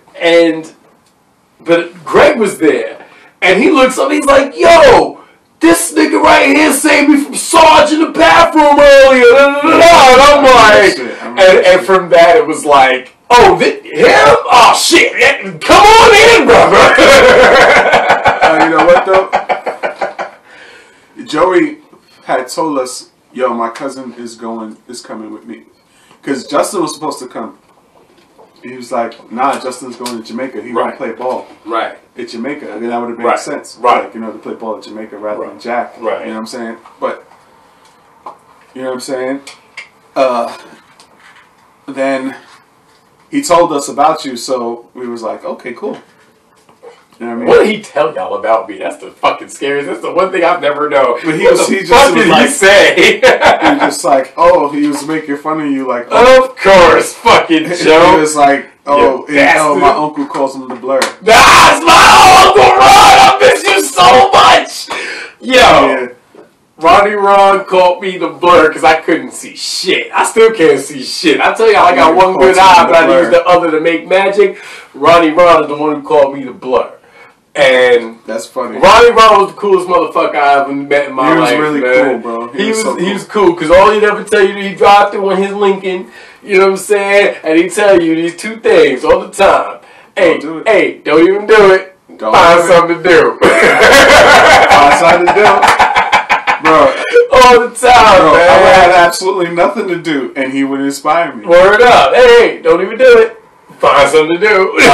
I'll be about to do some stupid shit. Yep. And I have nothing to do. Yep. So he'd be like, find something to do. And then we go make some music. Don't do it. You know what I'm saying? And that was like, but it was like, you know, come on, man. I finger popped my first girl there. I fucking... Jamal House was some shit. Jamal House was shit. Jamal House was some fun. Shout out to Jamal. Shout out to Jamal. Word up. You know what I mean? Shout out to my nigga Ray. Shout out to Jamal because they hang with each other now. Word. Shout out to Ray. Motherfucking confusion. You know yo, here's some funny shit. We talking about Jack and shit like that. That nigga Ray stole my tag name, bro. What? Right. That nigga Ray stole my tag name. He was gonna jump me for breaking up with Lisa. Who? For breaking up with Lisa? Yeah, remember? That's an aggressive little motherfucker. Yeah, he is. And the funny shit is, shout out to Vanessa. I still love you, girl. You know what it is. Vanessa. Tall, Spanish. Oh, yeah. Bad body. Oh. I fucked that one up, boy. I tell you, me being the good guy, I fucked that one up. But needless to say, we still cool. That's my peoples. I love her to death. Wow. I don't forget why you for breaking up. Yeah, man. I ain't gonna lie. It was not. I was gonna get jumped by the Lost Souls because our nigga Space and Jason. Oh shit. He told me after me and this nigga got mad cool. He was like, yo, them niggas was gonna jump you. The niggas wanted me and the other Jason to jump you because we wanted to get into the Lost Souls. Right. But they didn't want to do it no more. Nah, because he was like, yo, y'all cool. But that really meant y'all deep. Word. Yeah, pretty much. You know what I mean? Like, damn. But shout out to Jason. And you know what's funny? I remember, like, we didn't get down with any gang, but every gang fucked with us. We fucked with everybody. You know what I'm saying? And there were times, like, I remember having fucking, you know, like, almost settled disputes and shit. Like, yo, nah, I can't do it this way. Some Shylock shit like that. Listen, we'll get this plus the Vig. You know what I mean? Like, it was like, it was pretty much neutral ground. Yeah, man, we did. Because when we had the party in there, right? It was like, they had Bloods, they had Crips, right. they had everybody was in there. Every party we ever threw there was pretty much a fucking sensational hit. It was like, it was very lit. Like, that's what I'm saying. Like, we had that little area right there. Yeah. Like, we was lit. Yeah. Like, if YouTube was around when we was that age, nigga, we forget about it. We'd be on the map. Like, we'd be arrested. Lit. People don't even understand, like, this is why I say it needs to be a film made about that period of time. Right there on Linden Boulevard. You didn't drive Font? Nah, he didn't give me the whole thing. I gave it back the whole thing. Shit. But no, it was just a different time too. It was the 90s. Different time. I remember they filmed Belly and fucking niggas was rhyming with DMX and shit. Bro, that's what really got me into music was sitting in the middle of our hood. And Hype Williams coming back to our neighborhood and filming all his videos, bro. Right. Like, what really got me into rapping was like rapping like, yo, I would want to be a rapper. I want to be a rapper. Was when they did the LL Cool J lounging video around the corner from Jamal's house. Yep. Nigga, we was at that point we was already lit. I don't even know if you was around. I was not. No. That was like right, but that was the summer right. Yeah, that was BF. But I remember when they did Belly, and I remember the Hate Me Now shoot. And the main reason I remember the Hate Me Now shoot is because Freaky Todd's funeral was right up the block at the time. You know what I'm saying? Shout out to the Fat Lost Boys, Joe. LB fam. Fat Joe, Busta Rhymes, them niggas walked up Linden. Yep. R.I.P. Big Pun. He walked up Linden with them niggas. Yep. Yep. Busta Rhymes was there. Spuff Star was there. To the Hate Me Now video shoot. Right. You know what I mean? Our hood was Hollywood. Our hood was Hollywood. I talk about that shit in my song. I say our song Linden. Yeah. I mean, because everybody's on it. You know what I mean? I talk about all that shit. The stars will perform on top of buildings. And Nas made a movie with Hype Williams. To me, that was like to talk about the way I be writing. Like sometimes I like to write, and I'll take something and then I'll use it as like a segue into something else. Like I said, the stars used to perform on top of buildings, right? Right. Now Tribe Called Quest, Puffy and Nas. Right. And then Nas, he made a movie with Hype Williams. That's right. So it's like chronological. It's chronological, yeah. Like, you know what I mean? And all that matters, man. It matters to me, bro. Like the rapping is like I really take that part serious. I changed up my shit a lot. I used to be very lyrical and blah, blah, blah, blah, blah. But now I like. You know what? Different. I remember you told me something, and I've kept it in my mind to this day, especially when I'm writing rhymes. Keep it simple, stupid. You know what I'm saying? Because I used to want to be the flippity dippity. You know what I'm saying? I was on it, and to this day, look, I can get lyrically nice, man. I can get in there, but I also recognize that for what I want to say, I don't need to say so much sometimes. Yeah. You know what I'm saying? That was always my problem, saying way too much when I didn't really absolutely have to. You know what I'm saying? And so I definitely appreciate that aspect of it, man, and it helped. You know what I'm saying? So the No Christmas album. Yeah, No Christmas. Now that is available right now on Spotify and on Tidal, on Instagram. You know, Love is my favorite joint. Love is everybody's favorite joint. Everybody, unsuspectingly, when I first wrote that song, I played it for my brother. I run everything by my brother because, you know, that's like my bro. When I first made that song, and believe it or not, like 2005, 2007, because we found the file here. Right. And that was transferred from an old computer onto this computer. But when I first played him the song, he was like, I don't get it. So I never fucked with it. Right? And he was like, I don't get it. But your brother wouldn't get it. Like, he's into, like, horrorcore rap and shit. Right, that's what I'm saying. Like, that's not something your brother would get. So I listened to him. I was like, yeah, I don't get it either. Right? So. Sitting on gold. 10 years later. Not even 10 years later. Nigga, like 13 years later. I put an acoustic guitar behind it. I scrapped the beat and I just flipped it. You know, that's the version I heard. What, the one that scrapped the beat? Yeah. The very first version I heard was just an acoustic version, but the verse was the same. And I remember, I know for a fact either you or I still have the fucking book, the fucking lyrics are written in. Because because I remember because of the way you write. Love is like a duck. Like, the way you write. I probably only wrote like 4 bars to that song. You might have, but those 4 bars are still around. Yeah, probably. I probably have them somewhere, but I wrote only 4 bars to that song. Love's like a dove, leaving its cage in a rage like a mindless scud. Love, I have you doing shit, make you choose things, make you act funny around people having mood swings.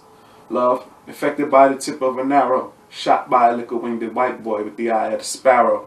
I know that's a freestyle because I started to sound Guyanese. That's how I know I'm freestyling. Because when I listen back to the shit, I be like, yo, I know when I'm freestyling because it starts to get like kind of West Indian. Right. You know what I mean? So I know I freestyled most of that song. But he neither here nor there. Like many people from different. Like I have people that fuck with like hip hop that like that song, and people that fuck with folk music from my school that I was going to that fuck with that song, and they're like, yo, that's a joint right there. Like I don't know where to go with it, how to promote it. Or anything I mean, listen, you know what? I would bump that shit because to me it's a very mood heavy. It's a beautiful song. You know what I'm saying? Radio type shit. It's not a radio song, if that's what you want to go for, but to me, it is, because it's something that I want to hear. Yeah. You know what I'm saying? And I can't tell if that's just a psychosomatic thing because I'm your friend, but I enjoy the way it sounds. The music you've always made has always brought me joy. That's why I tell you, like, yo, Top of New York, Boy in the Bubble, fucking Love, fucking... what's the Lead Shuffle? Fucking like this. See, all that's old shit. That's old shit. That's not even online. Right, and not at all. But at the same time, like, these are things that I still listen to this day. You know what I'm saying? Because it still fills me with a level of joy that I can't. I can tell you this. I can tell you this so far. In the last 2 years, the reason why I put out No Christmas is because with the last 2 years for my music, every month I've been making a certain amount of money. Right. So, like, some months it'll go down because I'm not, like, 100% on it. And some months it will go up considerably. And I'm like, yo, what the fuck is the difference? I've been seeing the money go up and go down. Right. Right? So, like, talking about the adventures. Okay. Right? So now I have the ability to distribute my music anytime I want to. I can drop whenever I want. I can monetize everything, like, you know what I mean? So now, and I have, like, statistics. I can see who's listening to my music, where they're listening to it, what's my demographic. So I basically know that my demographic is from Los Angeles. Okay. A female. Okay. 25 to 35. Okay. That's my demographic. That's who's listening to my music. That somehow makes total sense to me. All right. Now, they're listening to my song, Obia. Okay. Obia That's a dope-ass fucking record. What the hell made you make that one? Honestly. Well, Obia is like, it's like Guyanese voodoo. Okay. Basically. It's like, you know, there's like deep ties to that shit in most West Africans. You know what I mean? Like, if you're from the South, they call it root. If you're from the South, they call it, even dirtier South, they call it voodoo. Right. You know what I mean? Fucking... Everybody got something too. Everybody in Puerto Rico, they call it Santeria. Right. You know what I mean? As long wherever them West Africans is at, we had our shit. Right. So now that's where that comes from. And it's just like a word. It's just like an ill word. Like in my household, you really can't say the word Obia all willy nilly. No. You just can't you just can't be like, oh shit, that's Obia. Nope. Like, you just can't play with that word like that. So at all. You know, being a rapper and hella negative, I decided to make a whole song called Obia. Of course. But it's really just like a hard hitting, dirty ass, like, I'm a producer, so I like to mimic sounds and shit like that. It's just hella dirty and heavy and like, you know what I mean? It just slams, you know what I mean? So I get why women like that shit. It's good for like just, and I talk about, you know, what I like on it. One of those tracks that you've made that is, it's very surreal. It is Die. Die, yeah. Nobody wants to die. Nobody wants to. You know what I'm saying? Yeah. Like, that's one of the first songs. Remember Nico. I put that song out. It's such a fucking. It's a cautionary tale of such proportion, and even in that, there's some inherent otherworldly spirituality to it almost. You know what I'm saying? Yeah. Like, why? You know what I'm saying? That's part of me, bro. Like, I really feel like that's part of the music. Yeah. The spirituality is the music. Yeah. Like, I feel like this is why I say, like, when I be freestyling, like, I start to sound more West Indian, because to me, my music, it comes from the spine, it comes from the soul. It's like, right. It's like it's in me. It's in my bones. Like, you know what I mean? Yeah. So it's like my spirit is in it, and I could be a very macabre and dark person. So sometimes my subject matter is like that, because that's what the byproduct of me is gonna be. Like, you know, I could be on the dark side, very grim. You can, which is, you know, ironic considering that you can also be one of the most jovial, lighthearted motherfuckers I ever But that's just the nature of people. I feel like, everybody's two-sided, right? Sure, but you had the third dimension of being mortal, and there you go. Yeah, and you know what I mean? Plus I'm a tourist. I like long walks in the park. You know what I mean? Smoking. You know what I mean? But, yeah, back to the music and shit. But Die... Word. Die was one of the first songs where I started getting people to notice what I was doing. Mm-hmm. Like, somebody, they said then they heard the song, they wanted to review it because to them it sounded like a rock singer. Right. It sounded like somebody that was singing rock music. And like, I put out that song originally under my first pseudonym, Vega de Santo. Right. But, that's in the bag. That's in the bag. We don't use that no more? We run straight with Jesus Muhammad. Or just Vega? Vega, that's me. Like, the industry that I've cultivated myself in, everybody knows me as Vega. Like, they know I'm a producer, I'm an audio engineer. I'm the dude that used to work at Quad Studios, and I don't take no shit. Like, you know what I mean? So I'm known as Vega. But when I put out my music, and my I wouldn't even call it a stage name because I haven't been on stage in years, but like my pseudonym, like as a writer and as a musician, when I'm experimenting and when I finally come up with something that's tangible, that I'd be like, oh, that's a nice experiment, and I present it to people. I present it as Jesus Muhammad, and it kind of when we was talking about superheroes earlier, right? As a kid, Jesus Muhammad is everything I ever wanted to be. It's like I get to be a rapper, a singer, a fucking superhero with an alter identity, and I also get to be like a creative dynamo at the same time, or a showman at the same time. Right. But Jesus Muhammad is also my demon. It's like a lot of the negative things I don't normally say. Well, I mean, if you boil it down. Mm-hmm. Have you always had that character? You just didn't know who it was. I came up with Jesus Muhammad in 2013. Yeah, I remember. It just came to me. It was just like, I don't want to, because Vega is me. Mm-hmm. I didn't want people to know me like that. Like, I've always wanted to make music, but I always wanted to make music. This is the funny thing. I always wanted to make very popular music that the world could sing. Right. But I've always wanted to do it very anonymously. All right, that's fair. Like, I wanted to be like a mysterious artist who made songs that healed the world. But you didn't know what I looked like.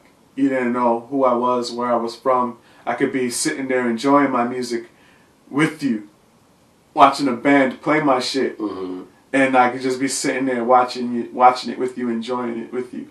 And that's what I always wanted. So that's why I came up with Jesus Muhammad. But that's how music is anyway, man. You should always be able to hear what you're doing. You know what I'm saying? But I guess when you're performing, it's different. Yeah, when you're performing, when you're the artist and you're like this guy that's like super famous, it's like, I imagine, I'm not that guy, but I imagine that it could be like, it'd be disenchanting, like you lose the allure of it. Mm-hmm. Like you could probably be like, you probably hear plenty of people. You're going to hear plenty of people when this shit blow up and it's everywhere. You're going to hear plenty of people say like, oh, it's whatever. Like, you know what I mean? But it's like, that's why I disconnected it from me. Mm-hmm. So whenever I heard it, it was like, yeah, Jesus Muhammad is doing this. Like when people be like, that's Vega? Like, no, that's Jesus Muhammad. That's Jesus Muhammad. But like when they hear like, oh, that's Jesus Muhammad, like, yo, that's just hard. And then they'd be like, that's you? I'd be like, yeah. I mean, it does allow for a certain disconnect, certainly. Yeah. I mean, it's funny, as artists, we don't always have a clear path to what we're doing. No. You know what I'm saying? But the broad strokes of everything that finally make up the piece of art. And that's in anything. You know what I'm saying? Whether, I'm using metaphors. Like broad strokes, medium strokes, get it with it, baby. Get it with it, man. We're using metaphors over here. That's metaphors and similes over here. But no, it's it's a very interesting thing the way art takes shape, because there's no ABC of how to do it. You know what I'm saying? We could teach you the technical aspects all day. You can learn the technical aspects of art all day, but art has to come from a place. You know what I'm saying? And the best art, I find, usually comes from a place of tragedy, loss, and pain and suffering. You know what I'm saying? Why is that? Well, it's from experience. Like, you gotta pull from somewhere. Some people are not creative. Like, sometimes I think when somebody, like, the most creative people are people that have never been through shit. Like, and they just come up with this shit. Like, you know what I mean? A lot of people have to pull from their experiences. Right. Like, you know what I mean? And that makes a great writer. Like, especially if you have a great story. Right? But then there's other people that pull from their experiences. There's other people that can just pull from thin air. Like, they don't, like, you know what I mean? We was talking about it earlier with the directors. Like, some people are just brilliant like that. Right. Me, I base my music, most importantly, like, my music is based on visceral needs. Like, visceral thoughts. Like, I try to take what I know, what everybody's been through, and I kind of try to spin it. Like, you know what I mean? I haven't been through everything in my music.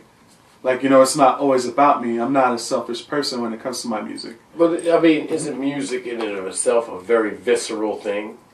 It can be, depending on how how do you use your tool? Because some people use a tool on themselves, and they just dig into themselves, and they only talk about themselves, and I'm this fucked up person, or I have these problems.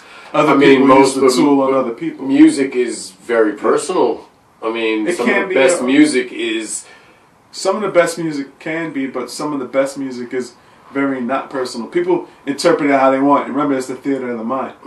Or, like I always say, what I do is ethereal architecture, and that's all it is. It's like people taking pieces and putting it together, and just like ethereal architecture. That's what making music is to me. Producing a record is ethereal architecture. And you are, is the term polyglot? No, synesthete. Synesthete. Yeah. Okay. Explain that to people who don't know what that means. Well, synesthesia is like when your senses are crossed, in the sense where you can see something and start to smell something, or you can have a memory and then you start to smell. It's not something special. A lot of people. Well, have that. All right, that like most people. But that's everybody. That's everybody because the closest sense to memory is smell. Everyone is a synesthete. Right. But me, like, sometimes I can really, when I hear sounds, I could give them they have colors, and music has colors and patterns. This is how you get keys and, rhythm and things like that, is because it's ethereal architecture. It's patterns and colors that's creating something. But see, you can't teach that to another human being. Like, that's innately you. You know what I'm saying? Like, that ability, that crossing of those wires specifically in the way that they are affecting you, that's uniquely you. You know what I'm saying? Yeah. So when you build music, it is deeply personal. Yeah. Right? You know what I'm saying? Because you put all of that you are as that creative force into that music. Sometimes it's like that, but sometimes it's not. Sometimes like me, I'm a songwriter. Some things I wrote about, like I've written songs from a perspective of a woman. Right. But only because like I try to step outside of who I am and step into somebody else, because everything's not personal. It's just like, I know as a songwriter, saying that I'm a songwriter, I'm a record producer, I might need to have a song that a woman can sing. So I make it very technical at that point. You know what I mean? I can take something that I've, for example, I wrote a song where I took something that I did and it was like a fucked up thing I know, and I wrote it in a sense what's wrong with what I did, and that made a song. Like, you know what I mean? So yeah, it could be, it's very personal, but sometimes it's not for very personal reasons. All right, yeah, and I understand that, because when I'm writing, especially if I'm writing like a female character, you know, I can't speak for other writers. I know when I'm thinking of a female in my mind, I draw from the inspiration of what I know. You know what I'm saying? So I think of my mom, my sister, all these strong, powerful women that I know. You know what I'm saying? But they all have these vulnerabilities and quirks and all that. You know what I'm saying? And I find that the characters will find those quirks or something akin to them in themselves. You know what I'm saying? But I look for those things because when I'm writing somebody, a female, male, whatever it is, I want somebody to be, again, I want people to be able to say, you know what? I understand this person. I identify with that guy. Yeah, you know what I'm saying? It takes real creative writing skills to step outside of yourself and create somebody from scratch. It's not easy to create a story. Or even take a person that you might know. Like, I imagine, like, comic book writers. Yeah. Like, how do they add something new to characters that have existed for 100 years to 70 years? You know what I'm saying? 60 years, 50 years type shit. You know what I'm saying? How do you, as a writer, bring yourself to write something new, something tangible, something that adds to the mythos of this character and adds to the canon of the character? You know what I'm saying? Like, that's a very interesting endeavor to me, and it's like, yeah. And that's why I want full creative control of all our characters, because I don't want somebody fucking with them. Yeah, true. But not like, I mean, no, I like it. Look, I ain't gonna lie. The characters we've designed for the Breed universe and shit like that, there's many ways that they can go. So it's, I mean, nothing's like set in stone. Just this one story right now. Right. This is a jumping point. Right. But you know what I mean? Yeah. But you know. But writing is writing. You have to step outside of yourself for most of it. Yeah. Music, to me, being somebody that I've written scripts or dibble-dabbled in writing scripts and stuff like that, it's different, but it can be the same. Mm-hmm. In the sense that you are stepping outside of yourself. With rap, especially, it's like you're not allowed the license to step outside of yourself. If you do, it's not keeping it real. Right. Like, you know what I mean? Oh, that's some fake shit. Which is fucking stupid. Yeah, like, but you should be able to make music that makes you happy, man. Because it's all about, music should not be about frowning all the fucking time, man. Yeah, but it's, hip hop is something that's it's tied into a culture. Right. And if you want to play in somebody's culture, you might have to follow the rules. Right, like, which I fully understand. Now, I'll ask you this, and because, it is Hip Hop Appreciation Month here on the Just to Be Frank podcast. What do you think about this whole Snoop and Eminem shit? I just want to hear some records. I want to hear Snoop Dogg bust at Eminem. You know what I mean? I ain't gonna lie. The first shot. I ain't gonna lie. As much because look, the truth is the bars that Eminem sent his way were subpar at best. All right, and maybe that was by design, simply because he wants to bait him. Right, like you might either that or it's like, all right, look, man, let me show you. I can throw you a little something real quick, You know what I'm saying? I can hit you with the boom boom. And Uncle Snoop gonna be like, nah, nephew, nah, son, boom boom boom. And boom boy come up with all whoop de whoop. You know what I'm saying? I want classic records. I want classic records. But to be honest with you, it's more like, I understand the whole thing about I understand why what Snoop said. What Snoop said about Eminem. Granted, a lot of what he said is true, but he got pissed off with how he worded it, and then how he punctuated it. Right. It was more like with a punctuation. That punctuation was like, damn, like son. You put period. You really thought about that. You're like, you know what I mean? You put the wrong punctuation mark on that, and that shit fucked with him. Right. It hurt. You know what I mean? It probably hurt. It probably hurt. He said what he said. Right. Right. But I feel like I would love to hear a dope ass Snoop Dogg record just going at Eminem. Yeah. Because basically what Snoop Dogg is saying with that, with whatever he tossed at him, is like, what bodies you got though? Right. To me, I always ask my questions about Eminem. I love Eminem. Right. I mean, because nobody really counts Nick Cannon. Nobody counts Machine Gun Kelly. Exactly. Those ain't no bodies. I count Machine Gun Kelly. That's a body. Is it? Yeah, he bodied him, bro. That shit. Oh, I know he did, but I'm like, yo, bro. He got I won't dispute that, but I don't think I never thought Machine Gun Kelly was particularly talented. So I know, but as the head white rapper of hip hop. Okay. He has to make sure that the rest of you fall in line properly. And if they can't get to a certain point, he has to strike them down. Yeah. Like, it is what it is. I mean, and hey, not for nothing. Like, you know, Eminem still raps with some of the best. Eminem is one of the best to ever touch the mic. Yeah, and his contemporaries are just as nasty. Every one of them. Yeah. You know what I'm saying? Be it King Crooked, be it fucking Royce, be it fucking... I mean, I don't think those guys are in his league. I think Royce the 5'9" is right there with Eminem. In my opinion, I think King Crooked and Joel Ortiz are two of the nastiest MCs ever. Bro, I don't know. I think they dope, bro, but they not nowhere near. To me, to be one of the best rappers. Why do you have to compare it to Eminem? Or, you know what I'm saying? Like, all I'm saying is their bars, they come bar heavy. Them boys ain't no joke.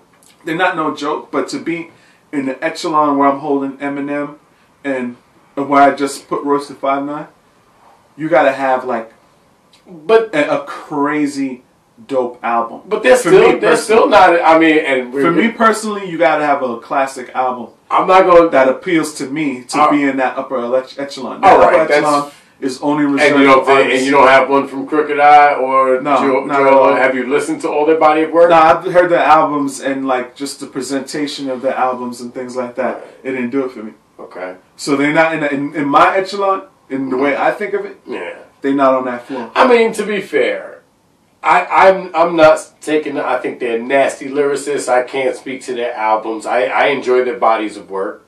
You know what I'm saying? Some of the best lyricists ever ain't the best rappers to me. Right, and that is very true because Cannabis, by all reckonings, is fucking should be, but he can't sell shit. Yeah, you know what I'm saying? Like, honestly, and that's a sad thing because he's fucking nasty. You know what I'm saying? In my book, he had a classic album. But Big Pun, on the other hand, was lyrically nasty, and he put together 2 classic albums. He put together. To me, that second album, it was half done. All right, that's fair. I'll give you that one. I love it. Pun. It's Pun, right? I guess I'll give it to him. That first one, Capital Punishment, is a classic album. I give it to him because he's not here with us. Like, I keep it real. Yeah. I give it to him because he's not here with us. The Capital Punishment is a classic album. A lot of niggas can't touch that. Right. Like, a lot of people be like, yo, how is Biggie still one of the best rappers to motherfuckers? Oh, he only got 2 bodies of work. A lot of people can't touch those 2 bodies of work. That's fair. Nobody can touch that shit, really. I mean... The only reason I hold Eminem in this higher court, it ain't because of the lyrics, is because the dude got some dope-ass albums. Yeah. Albums are an important part. Of them. Albums are an important part of being a dope MC to me. You're not top 5 dead or alive if you don't have a dope album. If you don't have one classic album? If you don't have one classic album, you're not... All right. I mean, because, shit, there's a lot of cats who got a classic album.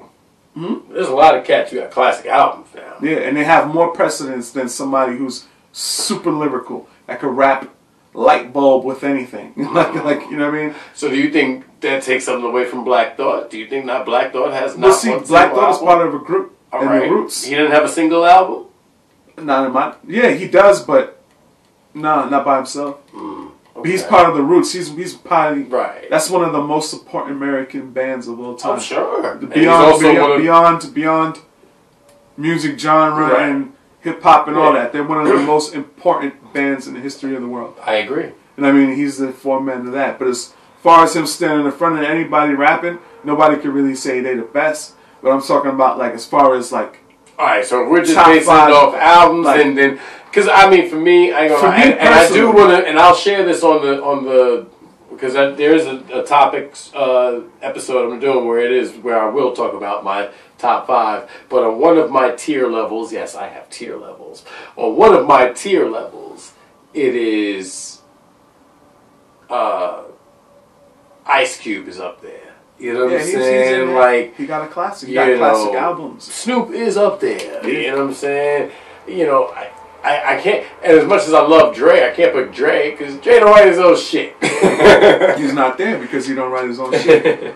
But you can't tell me that fucking Chronic is not a classic album. No, there's a classic album. You know what I'm saying? Like, when I say he's one of, I could say he's one of the best hip hop artists ever. Oh, sure, no question. Definitely, without question. A lot of the best rappers ever don't even qualify for the best hip hop artists. Yeah, because I don't think, and people hate me for this, but maybe they don't. I don't know. I don't like Drake.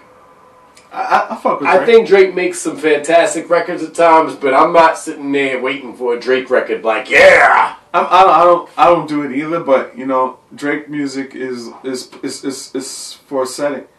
Like if you hear a Drake record in a club and you light skin, you're gonna deal with it, bro. You're gonna. Why you there at the light skin part? Yeah, it make you feel good, bro. It's like it's representation. That nigga, it's everything. Yeah, that nigga's shining. Bro. You feel good in the club when that shit come on. I don't go to clubs, so I couldn't tell you. I mean, last time I've been in the club, Drake came on. I believe it. And I felt I felt the vibe. You felt the vibe? Well, there you go. I guess there's something to that. I mean, he make theme music for light skinned niggas, bro. I hate you. I hate you. It is what it is, bro. Oh, man. Plus, the girls like him. It's like, well, yeah, you can't knock that. It is what it is, man. That dude is making dope records, and he's very well rounded. He's like the only person that's ever been fucking nominated for a Grammy for a diss record. True. Like, you know what I mean? Well, all right. I ain't a huge fan, but at this point he's omnipresent. What's next? What's next for Vega, man? Well, I'm planning to do more music in 2021 because it's making me money. So far, I'm looking at my stats for No Christmas, and it's looking really good. Like this Jesus Muhammad thing is it's a nice snowball, and it's getting bigger and bigger and bigger and bigger. Right. My goal is to get one of my records buzzing, like with people outside of my circle of friends, outside of people I know, are fucking with the music. Like I would like to get on radio or something like that. You know what I mean? Not the main radio. I'm not like reaching all the way out there quite yet, but like I want to take baby steps, and I want to get like a few goals completed this year. I would like to get some press and get my music further. See, because I would like to expand this group of people that are listening to my music. I don't know who they are. I mean, if you see this, if you happen to, you know, run into searching Jesus Muhammad and you come across this is like officially my first interview. You know what I mean? So make history on the Just to Be Frank podcast. Like this is like my first interview, so check me out. Like Love is looking like it's going to be a big record. I hate to say shit like that and jinx it or whatever, but Love gives me a good feeling. Like why didn't I put it out before? You know what I mean? But people are telling me that's a dope record, and I should do things to get press and all this type of thing so people can hear it. So I'm happy to say that that's what I'm going to be doing this year. The only other one I want to talk about real quick before we wrap this up is In the Eyes of God. In the Eyes of God, yeah. Now, I personally love the original mix of that, but this remix was phenomenal. Yeah. Why did you feel like now was the time to put that record out? It fit with the motif of No Christmas, like aesthetically, because I'm a synesthete. These records came together because I picked the sounds the way I wanted. I wanted No Christmas to feel like a macabre Christmas movie, like you're watching a macabre Christmas film. Right. Like, you know what I mean? And the character Jesus Muhammad is like the main character in the film. You know what I mean? When the album opens, you hear the wooden soldiers, or you hear the elves, or however you picture it. It's a theater in mind, and they're like mush. They're making their move. I wanted it to be like a film, like an audio film, like an audio book or something. Like, you know what I mean? I wanted it to play like that, like you know. So So when I did God, it just fit into there. It just fit into that motif. It sounds like Christmas. It sounds like December. Mm-hmm. Like, you know what I mean? It sounds like that time of year. It sounds like dark blue skies, you know. Right. And it's God. Right. Like, you know. And that's very much the same thing I did with Heaven. Now, Heaven is a sleeper on the joint because a lot of people have been telling me that they like Heaven too. Right. Crazy part about it, I hate to say it, bro, but as far as the EP goes, I've been getting good reviews on every song. It's 7 songs. Yeah. And I mean, all I ever asked for Christmas was people to give me 20 minutes of their time. It's not too late to give me 20 minutes of your time and check out No Christmas. right? What next for me is May 13th, my birthday. I'm going to be dropping something else. And so that's it.